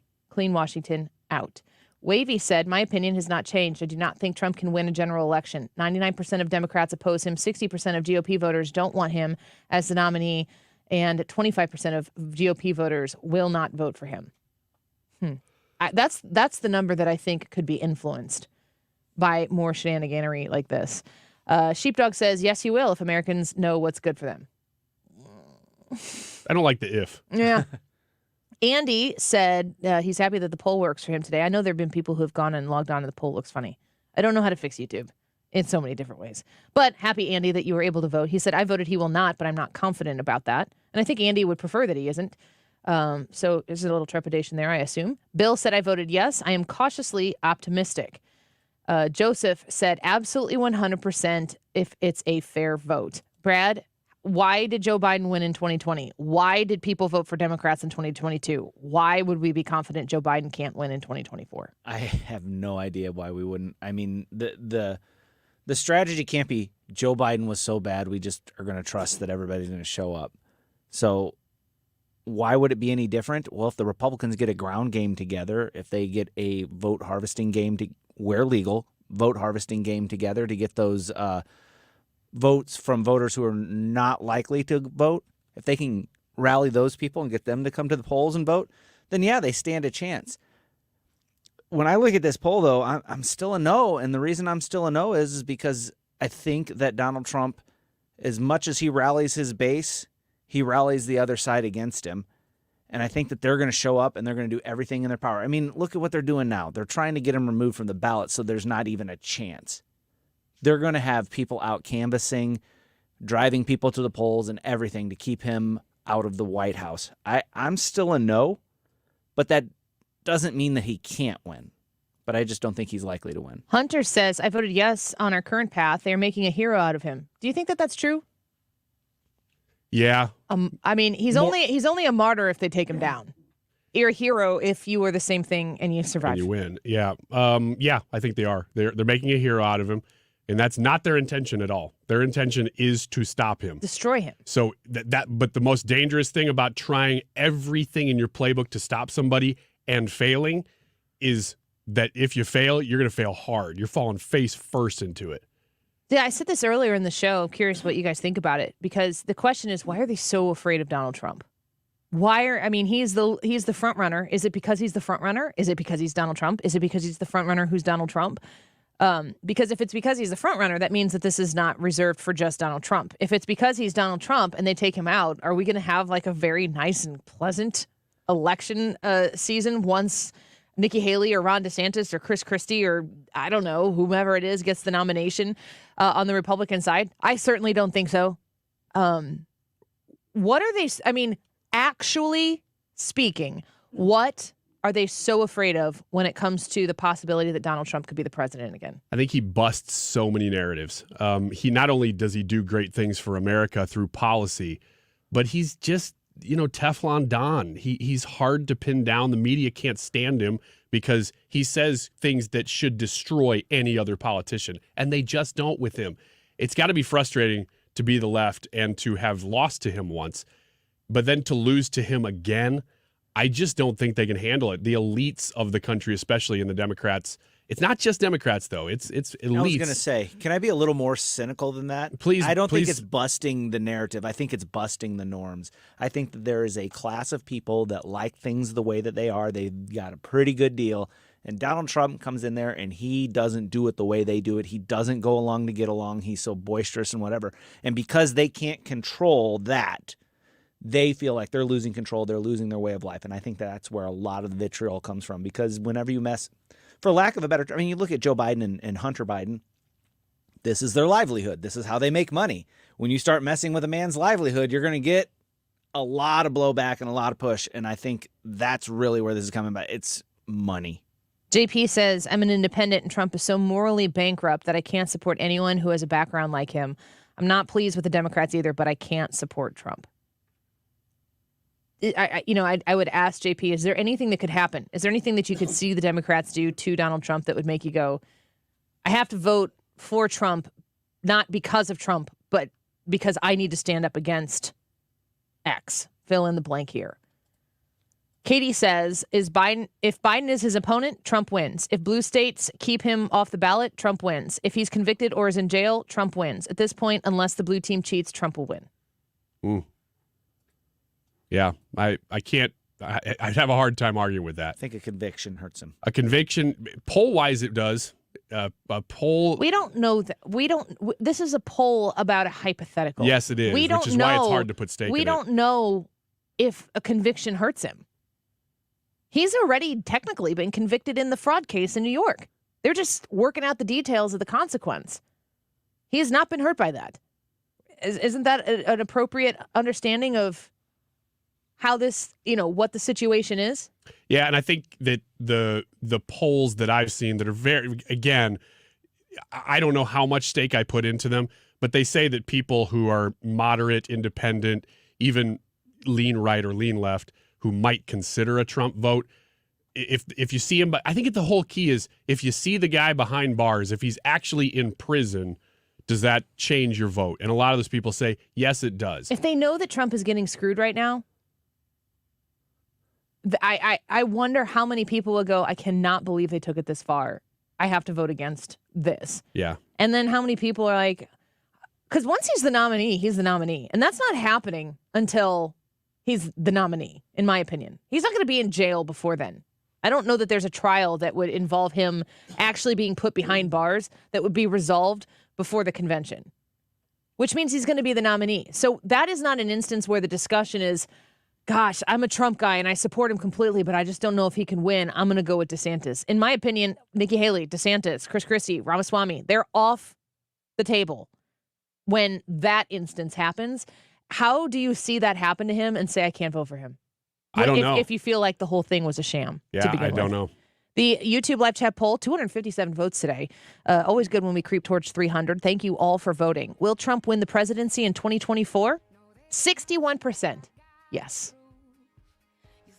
I think that's more confident than we've seen in the past. I think that he's been upside down in that poll with our audience before. So thanks for voting. Thanks for showing up. Make sure you check the podcast today. Big show for us. We had the Speaker of the House, Mike Johnson, on at about 12:45. So check that out on the podcast. Rewind on the Annie Frey YouTube if you'd like to watch it as well. We were joined by Congressman Bost, Mike Davis from the Article 3 Project as well. And boy, did he go full guns a-blazing on the Colorado ruling. That was great. You really need to listen to that. Yeah, it was fire is what the kids say, bruh. Mike Johnson up next. No, Mark Reardon. I called Mike yesterday. Mark Reardon, everybody. Do not go away. Listen, it's no secret most real estate agents make big promises and oftentimes end up selling their clients' homes for less than what they may have been led to believe. This is not the case for my friend and trusted agent Gloria Liu with Your Home Sold Guaranteed Realty, St. Louis real estate expert. Mark Cox here. Gloria doesn't make promises she can't keep. She makes guarantees in writing. Here's the truth. Right now, agents know that some customers will choose the agent that tells them the highest price. Talk about a stressful way to sell a home. Gloria makes it really simple by providing an upfront written guaranteed price. And if your home sells for less than the guaranteed price, she will pay you the difference. Gloria takes all the risk off the table for a home seller who's trying to get the most amount of money for their home. Get your guaranteed price right now. Call Gloria Liu at 314-325-6888. That's 314-325-6888 or visit GloriaHasTheBuyers.com. I was having a lot of sinus infections. My sinuses were clogged, pressure, headaches. Linda suffered for years with chronic sinus infections. You don't feel like doing anything. When you feel like your head is completely clogged, all you want to do is just lay down and sleep. And the pressure, it's just not fun. Always walking around with a headache. Now, her issues are gone. How? A minimally invasive procedure done in the office of St. Louis Sinus Centers called balloon sinuplasty. I really did not know what it was like to feel like you're really breathing and not being so clogged up. I would do it again in a heartbeat, and I would definitely recommend it for someone else. Do you suffer with chronic sinus infections, facial pain, pressure, congestion? Find out if balloon sinuplasty is the solution for you. Set an appointment today with St. Louis Sinus Centers. Call 314-332-2885. 314-332-2885. That's 314-332-2885. There's no gift that's more beautiful, more versatile, and more meaningful than a beautiful piece of jewelry. And there's no better place to shop than Diamonds Direct, where making memorable moments is our specialty. Last minute shopper? Relax. This holiday season, we've put together our most impressive selection of can't-miss gifts you can get today. Rings, earrings, pendants, bracelets, bands for every taste and every price range. And don't miss our amazing collection of Swiss timepieces, including pre-owned Rolex watches you can't find anywhere else. Need more inspiration? Check out our online gift guide and even chat with a virtual assistant at DiamondsDirect.com. Ask about flexible financing options as well. Connect with Diamonds Direct and let us help you choose that perfect headliner gift at the absolute best value price. Get all the details, special showroom hours, and lots of ideas now at DiamondsDirect.com. At Olive & 270, official partner of the St. Louis Blues and proud to call the Gateway City home. Diamonds Direct, your love, our passion. KFTK FM Florissant. From the Under Law Injury Lawyers, GetJim.com studio, 97.1 FM Talk. Always live on the free Odyssey app. Air Comfort Service, heating, cooling, and insulation, weather. Chief Meteorologist Dave Murray. We're getting ready to say goodbye to the fall season. Winter officially beginning on the 21st at 9:27 at night.